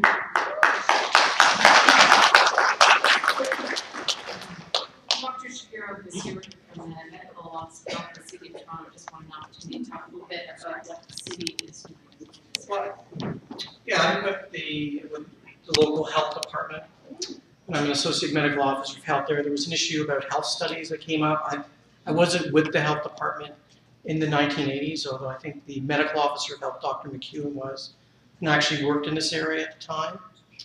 So I can make an effort to go back to the health department and see what records or memory people have of the work that was done. I don't think we probably actually have any hard copies of the studies. But my impression from knowing those people and having them discuss their work in the past is that this area, as was mentioned, had a lot of different types of industrial uses and industries, and I'm sure there was a lot of concern at the time.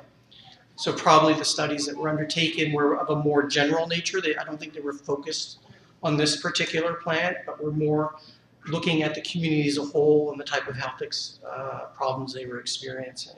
So I can try and make an effort to see what we have or what people remember, and maybe, I don't know if I can bring it to Mr. Cash or somebody like that. Sorry, this is really important. Dr. Shapiro, could you tell the CNSC what Toronto Public Health's position on tritium in drinking water is, vis-a-vis that standard? And if that has anything, if that could factor into how they're looking at this?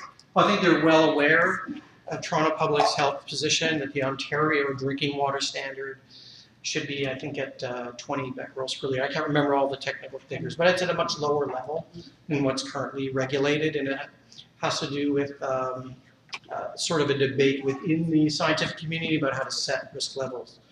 But that's our level that's set. But they've correctly pointed out that the drinking water, which is monitored for the city, is well within that standard. Yeah, but Dr. Gordon Edwards said that it was February 1st, 2010, Shield Source put.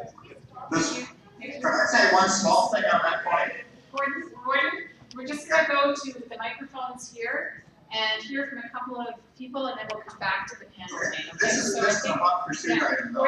Yeah, I hear you. I just wanted to mention that the CNSC refuses to use a factor of 3, which has been recognized in the scientific literature for a long time. Their exposures of tritium should be multiplied by 3 because it's 3 times as effective in causing cancer than they admit to. And they refuse to use that factor of 3. Thank you, Gordon. Okay, we'll come back to the CNSC in a minute. I just want to hear more questions from the microphones here, and then we'll come back to the panel. Over here. Yes, hi, I'm Andrew, and I'm a new resident to the area, so I don't have such deep concern as others who've been living here for a long time. But I had hoped to ask at the very beginning if GE or someone could give us a little history of, you know, how this plant was formed and what took place there, and understanding perhaps what the land use of this area was when it was formed and how things have changed. And then, and now it's at the end of the meeting, so I guess it's kind of, I can look that up, I suppose, but just for information to understand context about how we find ourselves in this situation. I don't know exactly the history of the plant and why it's here, and then thinking we're at the end of the meeting, or getting near the end of the meeting, was wondering if there is a history, the history of the plant on this location, if GE has, if they can speak to whether what their exit strategy is, because it's obvious that you will leave. I mean, it's just a natural progression. And what is your exit strategy? That's what I'm wondering. When we look at the past and, okay, development coming around condos, increased residential development, all around the area, so you must have a plan to go, and like, what is your timeline on that? The second question that I have, it's related, and it's something that's been bothering me throughout all this, when I hear from the CNSC, which is that I hear regulatory monitoring, which from my understanding means that they don't actually monitor, it's more setting standards that the plant must adhere to. And so it's like, these are the standards that we set, and then the plant reports about their emissions, and then the plant hires an independent entity to corroborate their findings. And I'm just wondering, is there anyone involved at all who's completely independent of GE, who are monitoring emissions from the site and what is actually going on? Like, there could have been a big explosion and we could all be exposed to it now. Is there anybody out there with a Geiger counter? I'm just wondering, because CNSC, it seems to me, it's a regulatory process. It's not actually out there monitoring what's going on. So I wonder if CNSC, someone could explain that. Like, is there any independent monitoring? I don't necessarily trust CNSC or GE. Is there a third party who maybe, you know, that we can get information from? So those are the two questions, and they're not really related, and I'm sorry if it's confusing. Right. I'm just going to ask again a number of questions out, and then I'm going to come to the panel because I am mindful of time. So who numbered this microphone? Okay, I've been waiting for quite a while. My name is Maria Tavares, and I live at 28 Primrose Avenue. It's practically behind this facility. I've been living there for the last 21 years, and until the first meeting and the first card that I received, I had no idea that I had an uranium facility within walking distance of my house. Not even 5 minutes, let's say 2 minutes of my house. And I've lived there, I've raised my family there, and I'm still living there. And GE says, okay, if you stay on Brandon for a whole year, 24 hours a day, you get exposed to 0.1%. So what's and then a small amount of an AO. What is that times 21 years, Mr. Gordon? I would like you to answer that to me. Just before you go, do you want to get your other questions out, Maria? Yes, I do. I would like all three levels of government to be more accountable to the community.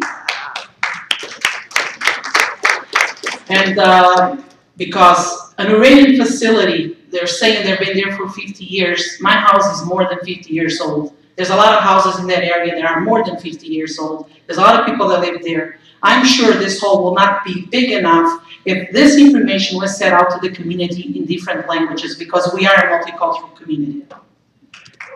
Thank you, Maria. Okay, and I'm going to go over to this side, and then I'm going to come to Ken.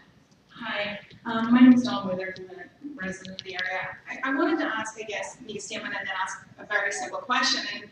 And that in the minutes of the license renewal in 2010, there was some questioning from the CNSC, obviously relating to what you're saying, what you weren't happy about GE's history of informing the community, and that it was red flag to you then. And I saw, obviously, it was brought up and it was specifically asked to GE, Peter Mason, are you doing better? We've asked you to do better. These are the license renewal steps that we want you to take. We need you to make sure this is adhered to. And one of the questions was, have you informed the public? And Peter Mason was a little skirted around the issue a little bit, but when he was pressed, do you send out newsletters to the area to inform them?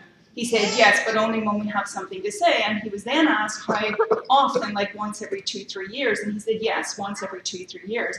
I've yet to hear of anyone that's received a newsletter every 2-3 years. So my question is, if in 2010 you weren't happy, and you say you weren't happy, so you asked for further means to be, things to address that issue, and if 2 years later it was only found out by the community because of people coming in and telling us, not by GE, surely this is now the time to take their license away until such a time that the community is satisfied or that the plant is shut down. Because surely if one of their terms of the conditions, was to inform the community, and if that could not be verified, then, and that would have been easily verified, then how can we be reassured that the other things that they were supposed to adhere to in terms of danger to the community were also adhered to? And I think, as I say, if that was one of their terms and conditions and they didn't follow through with that, then surely right now the license should be revoked.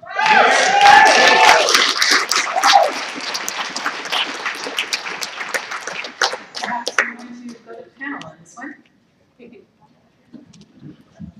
So I'll say that, we're here to answer questions, so obviously we're going to have to answer. No, this one is a lot of the stuff, as Dr. Redwitz has said, we are a technical organization. We know fairly well how to measure technical things. So emissions, we know how to independently measure emissions. We work very closely with Ontario Ministry of Environment in that requirements. I admit to you, it is more difficult to measure how informed a community is. And so are they in, when you look in this one, but there are, in their license, they have 45 requirements, let's say. And I don't want to argue, I think you'd be saying that they are not in non-compliance with this condition. Our mandate is to make sure the facility is operated in a safe and secure manner. The community was not consulted. I'm just saying, but we have what's called, and every regulator in the country, it's called a graded enforcement. So your first thing is not to shut them down. It's first thing you come back and say, please fix this problem. If they're not able to fix the problem, listen. I can go back in. I'm just explaining. People are asked to come and explain. I think there's a policy. We cannot go in and say, if I go in and order them shut down tomorrow, there will be a hearing. GE will come in and we'll have a hearing from the commission. Now I have to explain why, in detail, this would be dismissed. Can you wait and let them come back in and say that there is immediate health and safety concern because of that? I don't have, frankly, enough evidence to do that right now. But the question would be, we will continue to push GE And as we go further, and if they are not responsive, yes, we can upgrade those enforcement actions. But I have an obligation to show immediate health and safety concerns. So if they lied about public consultation, they're lying about health and safety concerns. Okay, but can we have rules, I'm going to say, as a technical organization, we are able to measure that they are in compliance with the other rules. Because you're an industry lobbyist, we all know it. Can we listen to the, listen, I am listening to the community. But you have to, I am required to act under an act of parliament. Let's keep it simple. Can we just listen and going back in? We're trying to get you information. There's some questions you asked about this one. And we'll get you, we're trying to get you to I can ask the question about independent auditing. Say it again. You're not independent. Well, again, there's opinions and going back in. We came here, we're here, we're trying to answer your questions. Okay, I'm not, okay, I don't want to, you know, I think, can we agreed at the beginning to have a civil discussion. Can we try to have this civil discussion? We're trying to get to answer. Okay, it's true. Well, I did answer the question about when you're in non-compliance, we look at the safety and significance of that non-compliance and take appropriate action. But what was her question? I'm trying to get to your question. Why there was no public consultation? The technical information that you receive is that the plant is in fact safe. If they're reporting to you and they are reporting to you that they've also informed the public, and that which is very easily for you, it's very easy for you to discover whether the neighbours in the street knew about it, then how can we be sure that what they report to you in terms of health impacts, that the levels they report to you are accurate? That's a very clear question.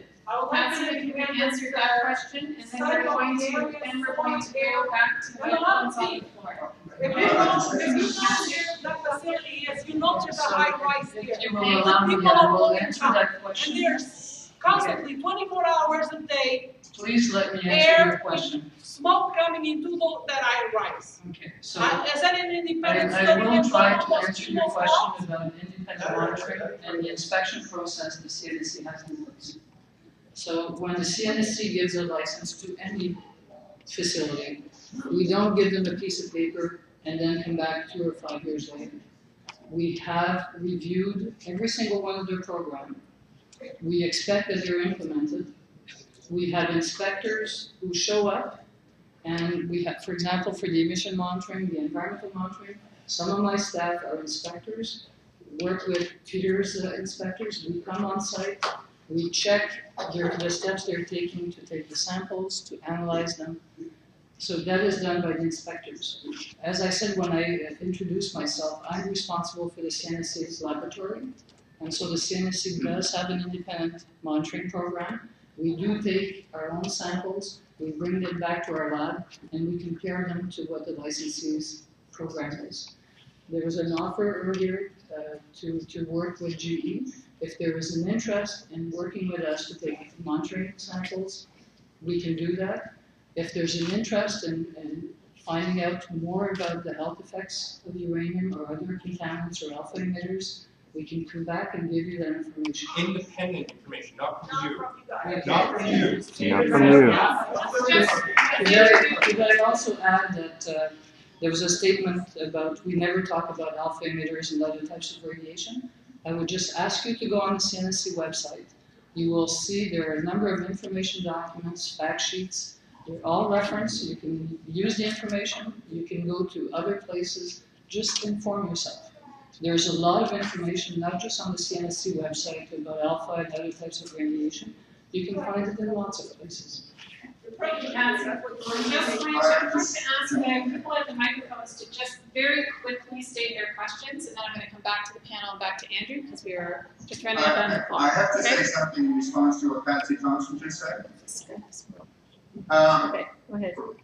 First of all, I'd like to point out that it's not just a question of being out of compliance, but in fact lying to the Commission. What Mr. Mason said was that the community is well aware of what we're doing in this plant, and that's simply not true. Also, Ramachandra, who is a member of the staff of the CNSC, reiterated this sentiment when he said the observed level of public interest or concern remains low. So I think we're talking not just a question of non-compliance here, but also a question of misrepresenting the facts, and I think that's very serious. That's basically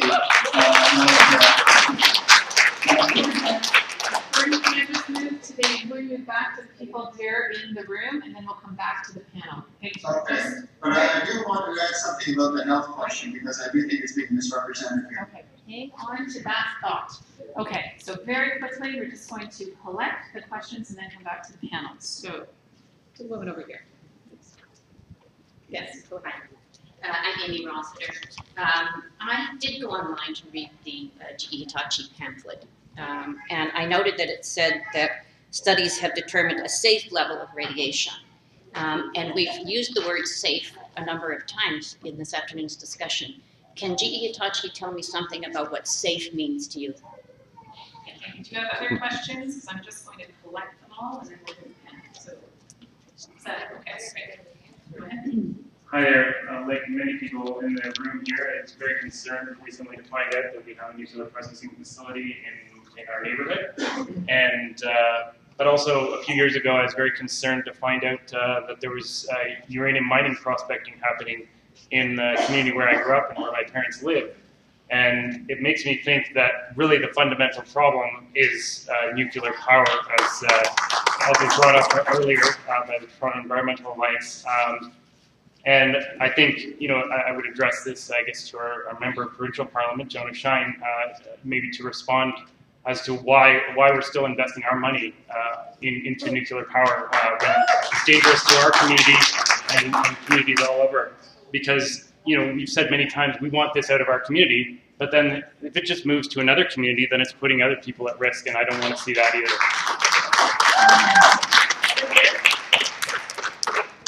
Thank you for bringing on this meeting.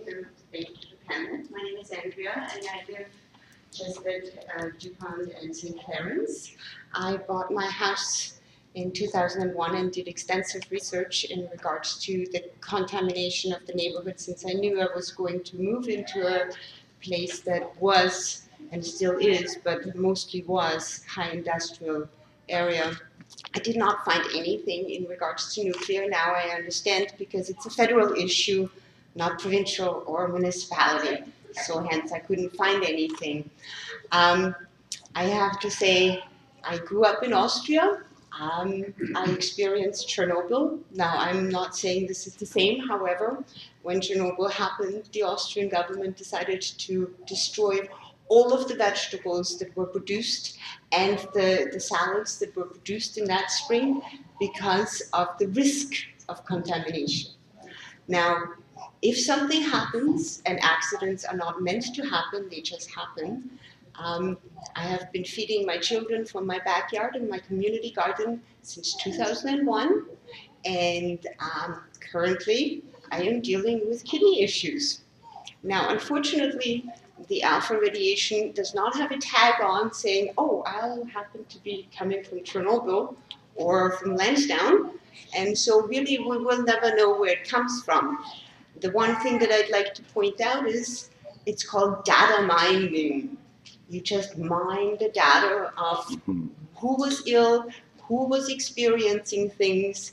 If GE-Hitachi is so proud of their health standard and their safety, then they probably have information in regards to their workers' insurance policies. So go that direction, maybe. Thank you. One point. I don't agree that it's a technical issue. Scientists put it out as though they have a monopoly on understanding. The rest of us are stupid. I took university physics. I got a genius IQ. I don't think I'm stupid. And in sociology, which I studied, everybody can relate to this. The idea is that it's not what you believe. It's not the facts. It's who you believe. Because all facts come through people. All facts come through some source. So whoever is getting paid right away, that biases them. Okay, whoever's being impaired. I got 3 questions. One is, how are security issues being accounted for? What if, the American postal worker comes in, shoots everybody, shoots himself? What if the GE worker comes in, shoots everyone, blows up the plant? What if someone just wants to throw a bomb? Okay, how are these security issues being factored into the regulatory process? What is the allowable? 13 grams have been emitted over the last 5 years. We say, do we believe these measurements are possible? What is the actual, what is the allowable limit? I think it's 700 grams a year. So why is there a 700 gram limit, a year limit? And the other question is, if this plant did not exist here, and suddenly we're having a hearing, a consultation meeting to come have this plant situated in our community, what is the chances? What are the odds that that would be approved?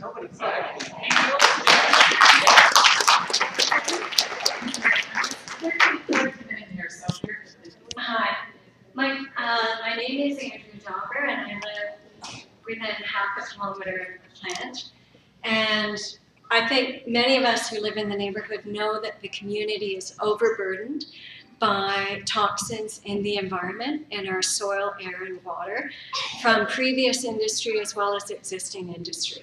So the community is already overburdened by toxins. And I think it's completely appropriate for GE to leave the community. And I think the regulatory agency needs to review the license in light of the fact that GE for 50 years has not complied with community consultation. And if the regulatory agency is not willing to review the license, then I think it's time for a judicial review of that license. Right on. Nice. Okay, last 2 over here, and then last 2 over there, and then we're going to come back to My name is John Luxon. I'm a professor at Macmaster University. Obviously, I had lived in the community. My area is nuclear safety. And what I am really concerned about is communication.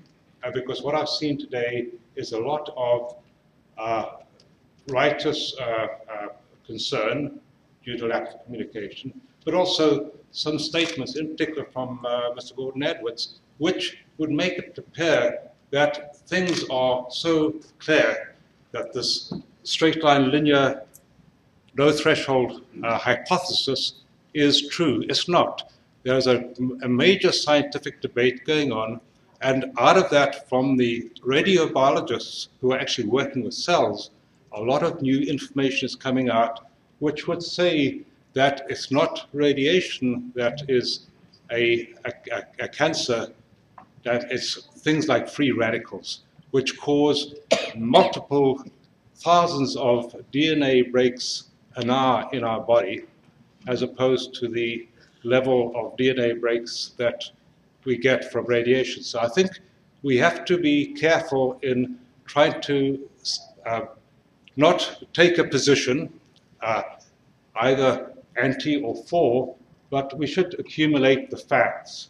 And that's what should be communicated to the community, because I don't think it's fair for the community to raise their concerns without or with apparent scientific basis when there isn't a consensus. So I'm just, there's no question, as you can say.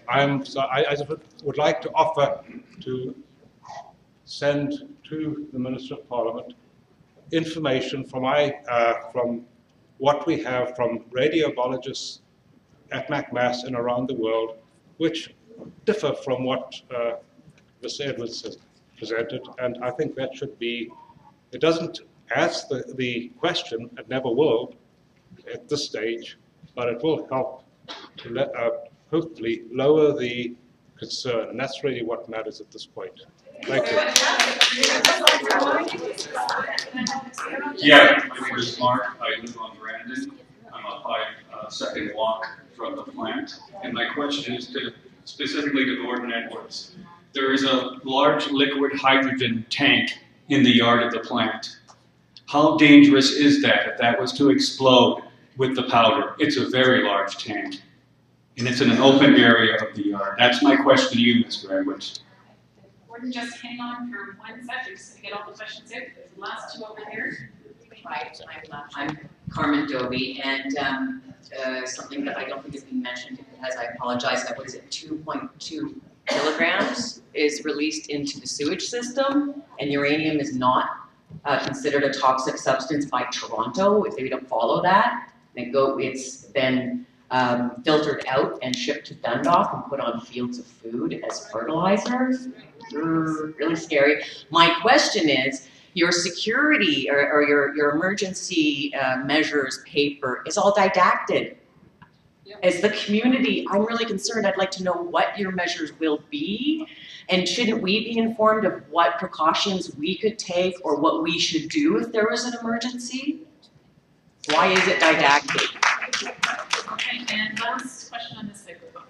Hi, my name is Mary, and I've been in this neighborhood since November of 1965.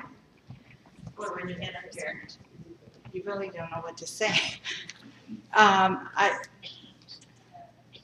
I believe that 50 years of absorbing the uranium has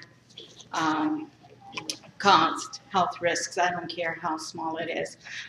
I've had 2 cancers. I went through genetic testing, and I can say that it was not because of uranium. It's just bad genes from my father's side. However, on my mother's side, she has great genes, but my mother was just diagnosed with kidney cancer.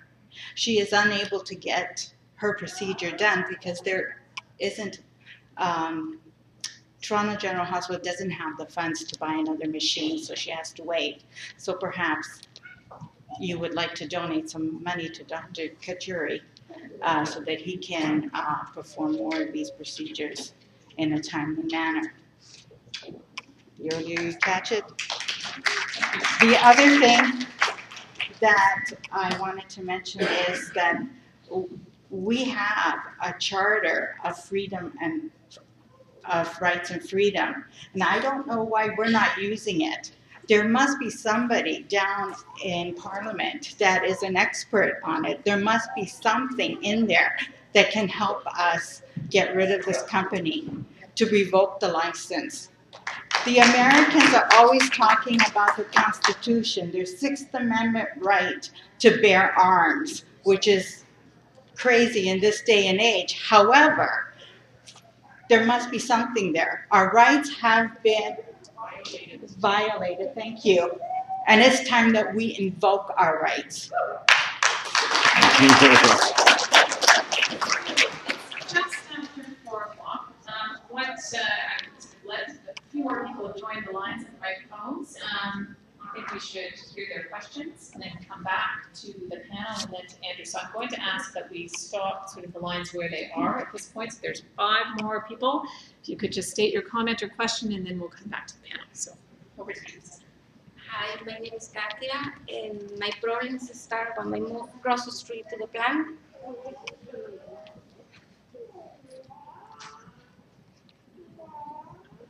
Sorry.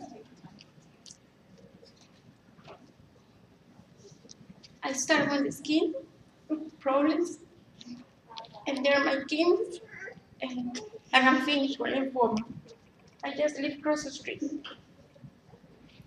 And it's a few years fighting and fighting, and now I find out all this. I don't want to stop to find it out or to move that place from there.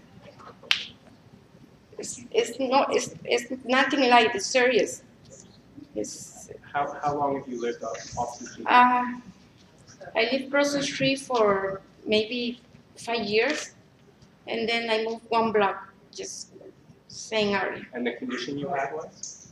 I started with my skin, like problems with my skin, and then I start to find out my kidney, and the last thing serious, a lymphoma. We've got a pretty good picture there. Okay, over here to this microphone. Thank you.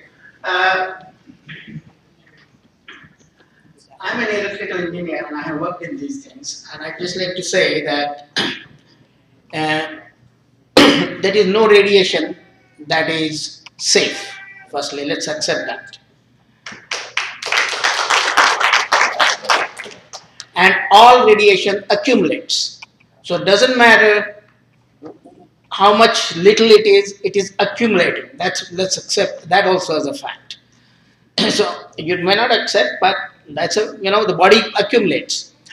And then the question comes is, people are saying move it. Move it where? The radiation industry in the world is a danger or increases the risk to the planet. Planet doesn't need nuclear industry. We have lived on the planet without nuclear industry before 1946 quite safely. The main imperative of the nuclear industry has been, as you know, it started the bang in Hiroshima and Nagasaki. This nuclear power is a PR job to create plutonium for their bombs. We can easily create energy from renewable resources. This is just nonsense. Anyway, I think this plant is not going to go away tomorrow, the way the CNSC works and our regulatory system works. No, but let's face it, I don't think it will go away. My suggestion is that GE be required to have a pamphlet distributed, say within 5 kilometers of the plant, which is informative, giving the history and whatever they have to say, so that we have something to deal with. Right now, I don't know what their clear position is. So I think GE should do that. And secondly, interested people should get, at least I am interested, and some other people might be, to visit the plant, so we can actually see what is happening there. It hasn't happened yet. I recommend these two positions for the GE to act immediately before they move out. Thank you. Thank you very much. Okay, last question over here. Okay, my name is Kevin. I'm not really impressed by GE communications to community. First of all, when they have a chance to explain to community, they choose one-on-one format instead of this kind of questions and answers. So when I attending that particular meeting, my question is that how you monitor the data and things like that. And one of the ladies, her name is Yarrr Duffy, she says, we have third party to do the testing. However, the sample was sent by us. So the third party didn't really on site to do the sampling. So I'm questioning about the legitimate of that sample that's being sent to the third party. And then when I ask how about the emergency planning that you guys have since you in that area for more than 50 years, and her response saying that we are working on it. So I'm not quite sure what does it mean we are working on it. And she asked me to write down a comment on the card so that she can respond to me. The email that I got is pretty generic, so please come to visit outside and look for it. But did not address my specific questions to those questions. And last question my name is Jill. It's to address the professor from McMaster who said what we need to do is work on the facts. I think the gentleman before me at this mic said two facts. No level of radiation is acceptable. And also that radiation levels of any kind are accumulative. I had before that one other fact, that in this whole process of creating nuclear power, waste will go on for millenniums being lethal. That is a fact. We don't need all these little micrograms and all of this stuff. Those three facts should be enough to stop the whole process, in my opinion.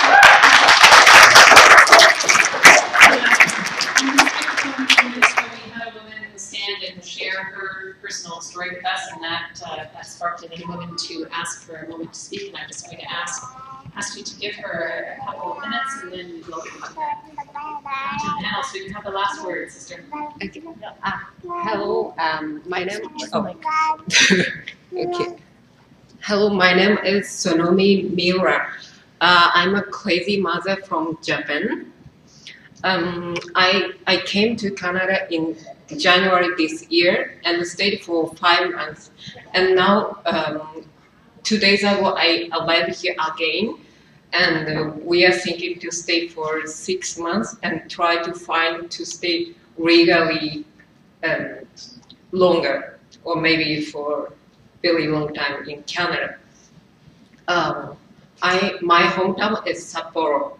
I don't have a map, so if I were Japan, my home island is my head, and Fukushima is heart, and Tokyo is belly button, and where my husband work is I don't know where, it's next to belly button, and next to belly button there is Mount Fuji. Okay, and my home city is my right eye, and I was very lucky because on March 11th I was pregnant, and I was thinking to give a birth next to Tokyo, but I had a bad dream just before my delivery, so I decided to give a birth in my home city Sapporo, so here. So I didn't get radiation directly. So it's thanks to our kids. But my husband lives next to Tokyo, and maybe he got some radiation, but he is a chemist, and he had enough information about radiation. And after March 11th, he was very careful about radiation, and he didn't go out if it's rainy or if the weather is not good, and he took a taxi to go walk. So we had very few chance to get radiation in my family. But as I live in Sapporo, so no one thinks that Sapporo is dangerous. So people never mind food, but I just wrap it up. Thanks. Just keep on going. okay. Maybe maybe tell them about the group of mothers. Just another minute. Okay. Okay. And tell them about. Do you hear anything on the news about it? I think we're getting the picture. Then there's no news about it. Just let her speak. Yeah. Thank you. You know what she's saying with me? I'm asking her to tell her story. Okay. She's doing a great job of finding her voice and telling her story. I'm just asking if we can do it in as quickly a time as possible. Okay. That would be great. Okay, so in my city, no one think about radiation, but I found a group of escaped mothers from Tokyo and Fukushima area, and I was very surprised to see them because most of them had a thyroid problem or eye problem or nosebleed, and I can't say it's because of radiation because no one can say it's only because of radiation, but they are very worried about it. And in Japan, we knew about meltdown 2 months after the meltdown happened. So we can have no information about radiation. Now, the government encouraged us to eat food from Fukushima, so we can't rely on government. And the TV is same as government, and TV said Fukushima is safely finished, no problem. And they had a lot of advertisement about Fukushima is good to live, and they want to invite a lot of tourists in Fukushima. Okay, thank you very much.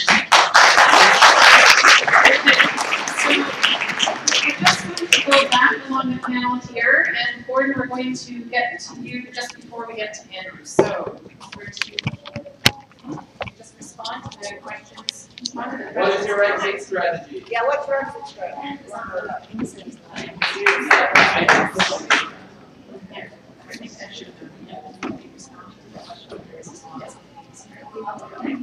So there's lots of questions, and we can ask to wrap up, okay? So I'm not going to be able to answer every single question because there's so many. So here's what I would like to say.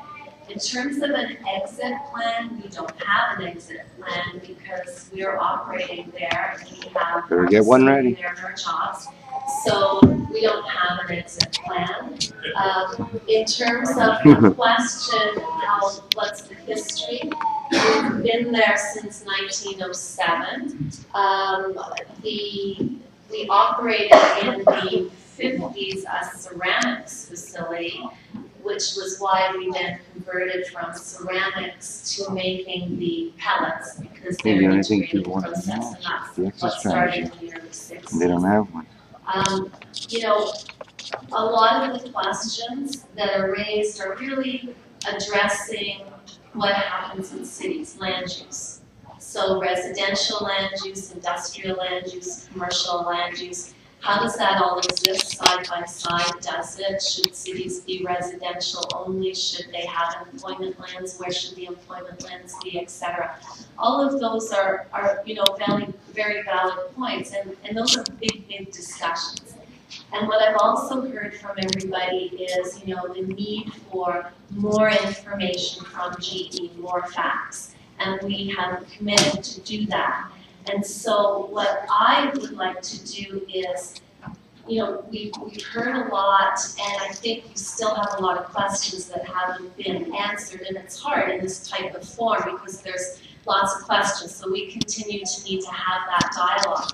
But I'm wondering in terms of as we go forward, is there another way we can do this? For example, there was a group up until about 2002 in the neighborhood, which kind of disbanded, and I wasn't with the company in 2002, but I've heard about it. Is there a way that we can be working, you know, with everyone where if there's a group, you know, and then if people do want to come through the facility, we've said that, you know, we're more than happy to be open and show. But I think that would be good either like as a community group or a group structure so that we can have that dialogue and get all the answers to your questions. So my commitment is going forward, but we're a big company, we always do the right things. We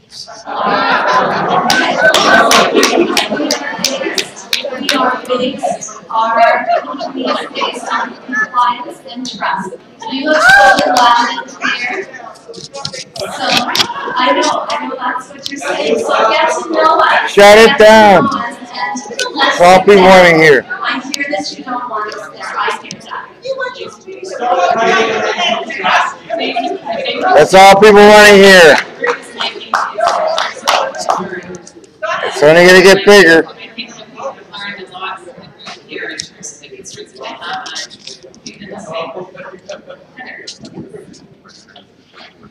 GE builds nuclear arms. Let's make that clear. I don't think any of the questions that were asked were directed at me specifically, more so towards Gordon and a few other experts on the health issues. So I will defer to them and say thank you. Just to sort of respond generally to the things that you raised. Let me just respond just for 1 minute on this question of what's fact and what's not, and what should actually make it be the information you need as a community to make the decisions that need to be taken. Clearly, there isn't enough information on the table. I think you've heard from both GE and the Commission that, in fact, it's been inadequate. But let's also be clear that statements that have been made that the only safe radiation is at zero level is not a fact. Okay. People sometimes say we can have our own facts. That's all right. But the point is that if you're talking about the science, it's not a fact that zero radiation is the only safe level. There's a level of radiation that's natural. We're all exposed to it, so that's not zero. And my only point. Let's hear his So when it comes down to risk, everything presents a risk in our life. The plant presents a particular kind of risk.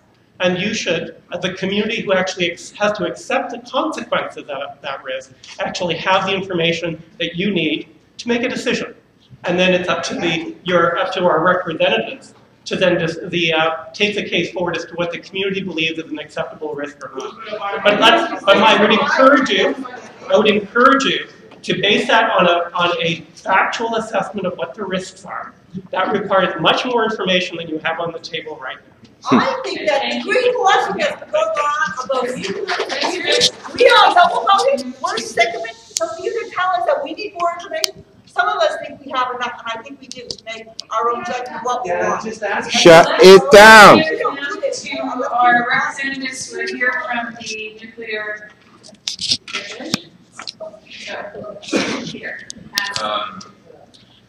I'll quickly try to sum up, and I think again, there's said that there are a number of questions. I don't think everybody's going to get a specific answer for this question. So we have been working with Andrew Cass's office. We will continue to do that. Any questions are there, we will get it to him. We also, in this type of session, we will post questions of communists on our website as well. How many people have computers? I'm just saying, but I just want to make sure that we're not looking at one avenue to get you this information, and we are willing to get you the other information. We talked about and said we were and are still willing to work with a community group on independent monitoring. And there was a question about security. We have security regulations. These were updated extensively after 9/11. They're modern security regulations. GE has a number of security measures in place. And you can go look at our regulations on what would be required. I'm not going to walk through each and every single regulation right now. And they are also required to have an emergency plan. We do work with the other, they do, and the community should know what the emergency plan is. There's no, I'm just saying what they should know. I'm not debating that you don't know. One of the things you said is about the limits. The limits are based on dose, so what would be equivalent. So someone asked what the limit is based on the equivalent of what would be 50 microsieverts. So that's, and again, obviously there are different opinions on whether that would be appropriate or not. But that's in comparison to microsieverts compared to the background radiation, which is 1.5. So everybody can do their own math on how much difference that would be. That's deceptive. I know it's deceptive. External, not internal. But stop confusing the two. But I'm not confused. We are measuring fence line. These are external, not internal. Stop confusing the public. Okay, I'm trying to communicate. If we want to have a scientific, that there's a difference. Irresponsible. Can I finish, please? And we can have a debate. Obviously, there is a need. I don't know if this community needs to have a scientific debate. I think they want to get basic information, and it's pretty clear what their opinions. I think they have enough. Frankly, they do have enough information on people to form their own basis. So I'm not going to, say you need more information, less information. If you want to form an opinion, you're allowed to form an opinion. And we got back in, there was a question from Dr. Edwards about whether GE misled the commission at a public hearing. I will take it back in and say, we will look into that. You should already know that. I'm going back in, that was not our perception at the time. You approved their license amendment for low enrichment uranium with no one in the room. No one showed up to that hearing. Can you wait? We all know that. All right, He's lying. He's lying. I've seen them at hearings live. Again, and again. I'm just telling you this lie. I have to interrupt and say that that's a lie. It's all in the transcript. Can we just try one thing? And maybe I didn't make this clear at the beginning, is that there is a commission, which is a panel of 7 people that is appointed by the government. They make the decisions. They document their decisions in a record decision. You can go look online. There's a difference between I do make recommendations to them. Okay, so there is a difference. And their record of decision is like a court, you can go read it. But I don't know what I was trying to, sorry, I've lost my train of thought. I'm trying to get in, we are willing to work with the community to get the information that they want. I know, you're going back. Why don't we just have a vote on it? Because, but can we, okay, I don't, sorry, I just like to try that we're willing to continue to work with the community through the elections. Okay, all right, thank you. Yeah, I think it's important to keep the discussion civil and not to just shut people down. Let's hear what people have to say, and then we can discuss that. There is a difference in philosophy here. I don't know any doctors nowadays who would say, well, look, smoking is dangerous, so I want you to cut down to 1 cigarette a day. 1 cigarette a day is not acceptable. You should cut it out. Quit smoking. And when it comes to radiation, all of the regulatory bodies in the world, including the Canadian Nuclear Safety Commission, subscribe officially to the philosophy that they work on the basis of the linear hypothesis. So that means that there is no safe level of radiation, in the sense that if you even have a very low level of radiation and a lot of people exposed to it, then if the large enough people are exposed, you will see an increase in cancers. So that's really the fundamental basis here. It's based on population dose, not individual dose. It means that it's unscientific for the CNSC to base their protection solely on individual doses. They should be looking at the fact that this is a highly populated area. Here, here. I think that what could be said is not that we have proof of lack of meeting standards, but rather that we have proof that there was a hearing which was a miscarriage of justice, that it was basically a mistrial. And for that reason, I think that the CNSC should reopen the licensing hearings to give people a chance to understanding through lack of information. People from this community had no ability to intervene in those hearings in any way, and consequently, I think that that nullifies the hearings, particularly given the fact that Mr. Mason told the Commission, assured the Commission, that people in the community were well aware of what the situation was. Third point, and I have 5 altogether. The third point is that although Patsy Thompson said that alpha radiation can be found on their website, it's not mentioned in the documents pertaining to a situation where the principal health hazard is alpha radiation. The principal health hazard of this facility is inhaling alpha radiation, alpha emitting radioactive particles, and it's not mentioned in the documents at all. This is a fundamental failure on the part of the CNSC to inform not only the public, but even the workers at the plant. The workers at the plant are not being properly informed of their own exposure to risk. Fourthly, with regard to health in the CNSC has no health department and does no health studies at all, anywhere. They don't even do health studies on the uranium miners in Saskatchewan. So I think that we have to give up the idea that we're going to learn a lot about health from the CNSC. What we're going to learn about is the mathematical models that they use to calculate mathematically what they think the health effects are. And finally, one person asked a question about the explosion of the hydrogen tank. Well, I don't know the specifics, but certainly hydrogen explosions can be extremely powerful. The explosions that blew the roof off those Fukushima reactors were hydrogen gas explosions. So you can indeed have very powerful explosions, and that can nullify a great many safety measures. And I'd like to thank everybody's patience in listening to these comments, and I really appreciate the opportunity to participate. Thank you.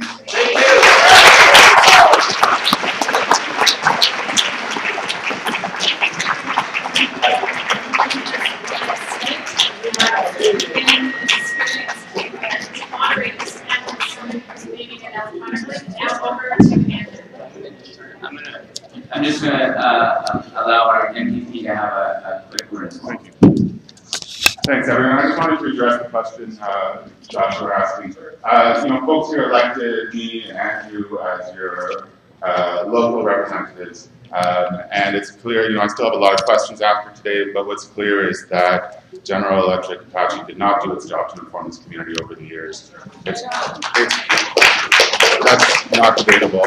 I think CNSC's allowed the license to be renewed without proper community consultation, and Andrew and I were elected. Can you do something about this? You're turning this into a circus. No, this is the truth. I'm sorry. Yeah, sit down. No. The license was renewed despite the fact that the license was renewed, even though the company did not do its job, and that's unacceptable. And the federal government hasn't done its job here either. But you also elected me as part of the Ontario NDP, and the question is about nuclear in this province, something that we do not believe is the right way to go forward. We think that it's not safe in the long run, and it's also expensive, and that we should be using that money to create good green jobs and alternative energy. Are you against the basement? Thank you, Jonah. Okay. Thank you, Zach. Can you sit down? Thank you, Zach. So we want a consensus about how we go forward. I think that the point of this meeting was to listen to you. And I want to say, first of all, thank you for your patience. This has been an incredibly long meeting. There was no public consultation for the license renewal of the GE plant in 2010. There was no public consultation that invited us to that table, and that is unacceptable. That is unacceptable. I think before I get to just feeding back the comments that you've said today, I think it's important because it's been brought up many times. And I just want to just clear this up, that there was a process in 2010 that was to renew the license for this plant. Part of that process was interviews and dialogue conversation between the Commission, the CNSC, the Canadian Nuclear Safety Commission, and GE. And I just want to read a couple of the comments out of the transcripts so that you understand what was really at play in 2010. Now, this is a question from one of the commissioners. Public information is one of the areas cited by the Commission. My question is to GE, what type of public information program do you have at this time? The answer from GE was, well, we do have a website that we post information. We also keep people within a half a kilometer around the facilities informed of what we are doing. Nothing there with that. Now we've heard today, and we've heard at several of the other meetings that in fact did not happen. People within half a kilometer of this plant were not informed. They simply were not informed. This is simply not true. The Commissioner goes on to ask, you do send out newsletters to the 1/2 kilometer radius people in the area, keeping them informed? The answer from GE was, well, when we make changes or if things are happening, yes. How often? This is the Commissioner asking. How often? Would that be several times a year or only once every 2 or 3 years? And the answer is, well, I would say, yeah, it's really associated with changes, so it's probably only once every 2 or 3 years. It's only when we have something to say, really. So the Commissioner goes on and says, I guess just the awareness that there is radioactive material being processed across the street from that row of houses we see. They were looking at an overhead slide, I assume. So you're saying that people are aware of that. I mean, does the signing, in other words, does the signage show that there is radioactive material being used in this plant? Well, there is a sign that says GE-Hitachi.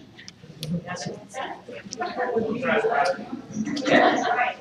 And then just to find,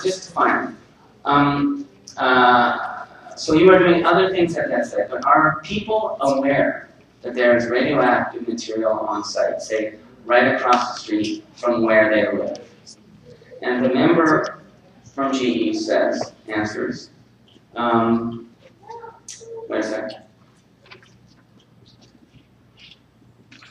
So I didn't keep you in suspense here.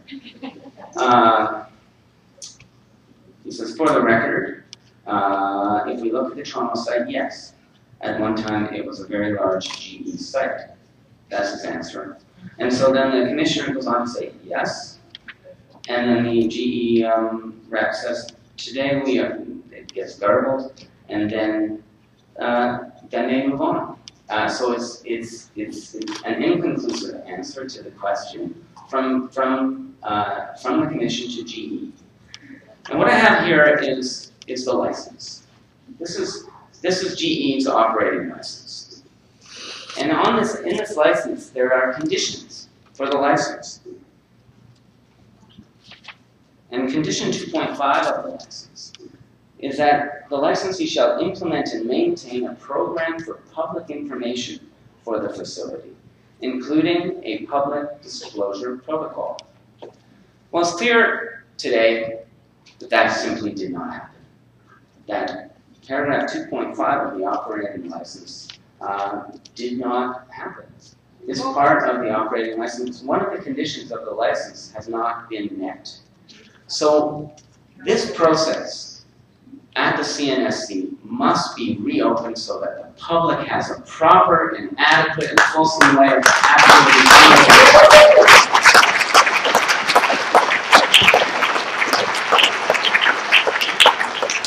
So I'll be calling for that in the very near future when both in Ottawa and to the CNSC.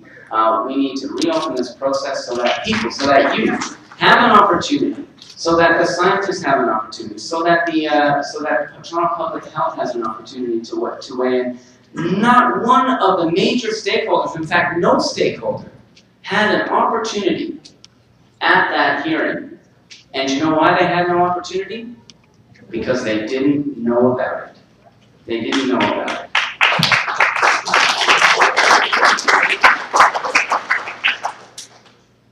And in conclusion, you know, there is this license, right? There's this license here. This is the contract, right? But there's also something called a social license. You know, and that's the contract between the people and the company. That's between the community and the corporation. That social license is non-existent here. After 50 years of silence, stealth, secrecy, well, you know, that's a hard habit to break after 50 years. And that's something that this community, with me as your representative and Jonah Shine as your representative, we are going to break that cycle of secrecy.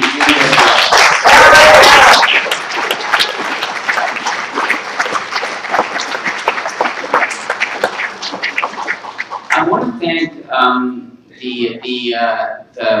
the more senior members of the community for being here today. It's an honor to have you here. You're valued, deeply valued members of the community, and I want to thank you so much for being here and sticking with that for this meeting. I have to say, and I really want folks to be really respectful here, that this is not an easy meeting for members of the Canadian Nuclear Safety Commission to be at and to deal with. It's not necessarily an easy meeting for GE to be at. It's not necessarily an easy meeting for many of you to be at. It's maybe not an easy meeting for environmentalists like the Toronto Environmental Alliance. But people came, and they came because we collectively put public pressure on this system to get these people here. Public pressure is the only way that we change things in our community. And we do it together. We do it with the workers. We do it with the workers who need the jobs. We do it with our community. And so that's what we're going to do. I'm calling for, we need to reopen this process so that we can get to the bottom of this, so that the public can have a chance of really speaking and getting listened to. And they haven't been. This is a good start, but this is a process that we're going to have to go through. And we're going to have to go through it together. And I think in conclusion, we're stronger today than we were yesterday, and we're going to keep moving forward on this. Thank you very much. Thank you, Stephen. Let's all march on the GE plans.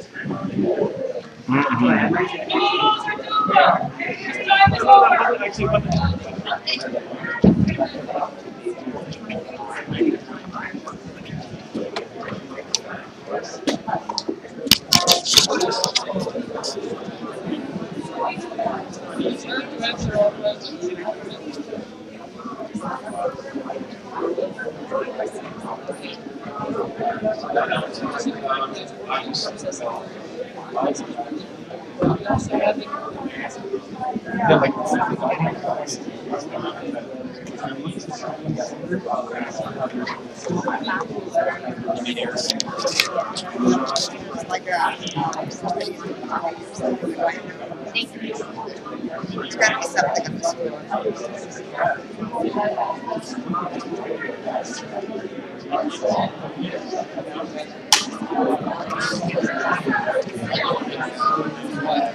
Sorry.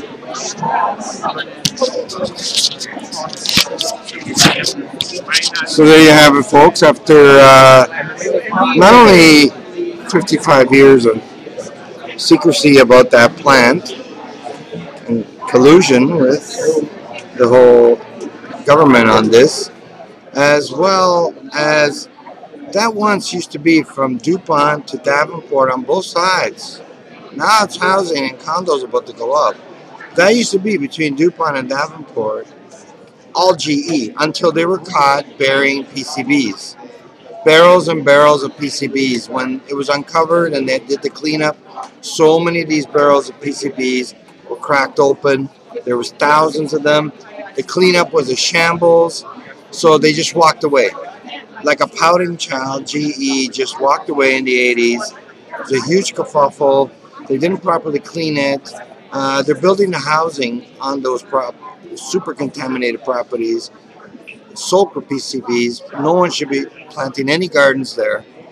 Then along comes this. Remember Fukushima in Japan? That's GE-Hitachi, right? Pretty well all the nuclear power plants in Japan are GE. So we know their track record. As I understand it, the vast majority of nuclear power plants in the US of A are from GE. And remember, since 3 Mile Island in the mid-70s, since that accident, there's been no nuclear power plant built. So since 75, 76, all these plants are aging, and the bulk of them are GE. So you know that in this day and age where the banksters and the gangsters of Wall Street, the thugs, all operate on paper, like all this is an inconvenience for GE, but they don't get it. People here are woken up, and this is a multifaceted thing, like the mega quarry, how that was stopped because the whole community got together. So we're going to stay with this one for as long as it takes. So what the community wants is to shut this down. So folks, this is D. Shanger. I'll see you on the live chat. Thank you for tuning in. This will be in the archives within a minute of me pressing save. Thank you and stay tuned. Peace. See you on the live chat. Ciao, folks. It's not. It's not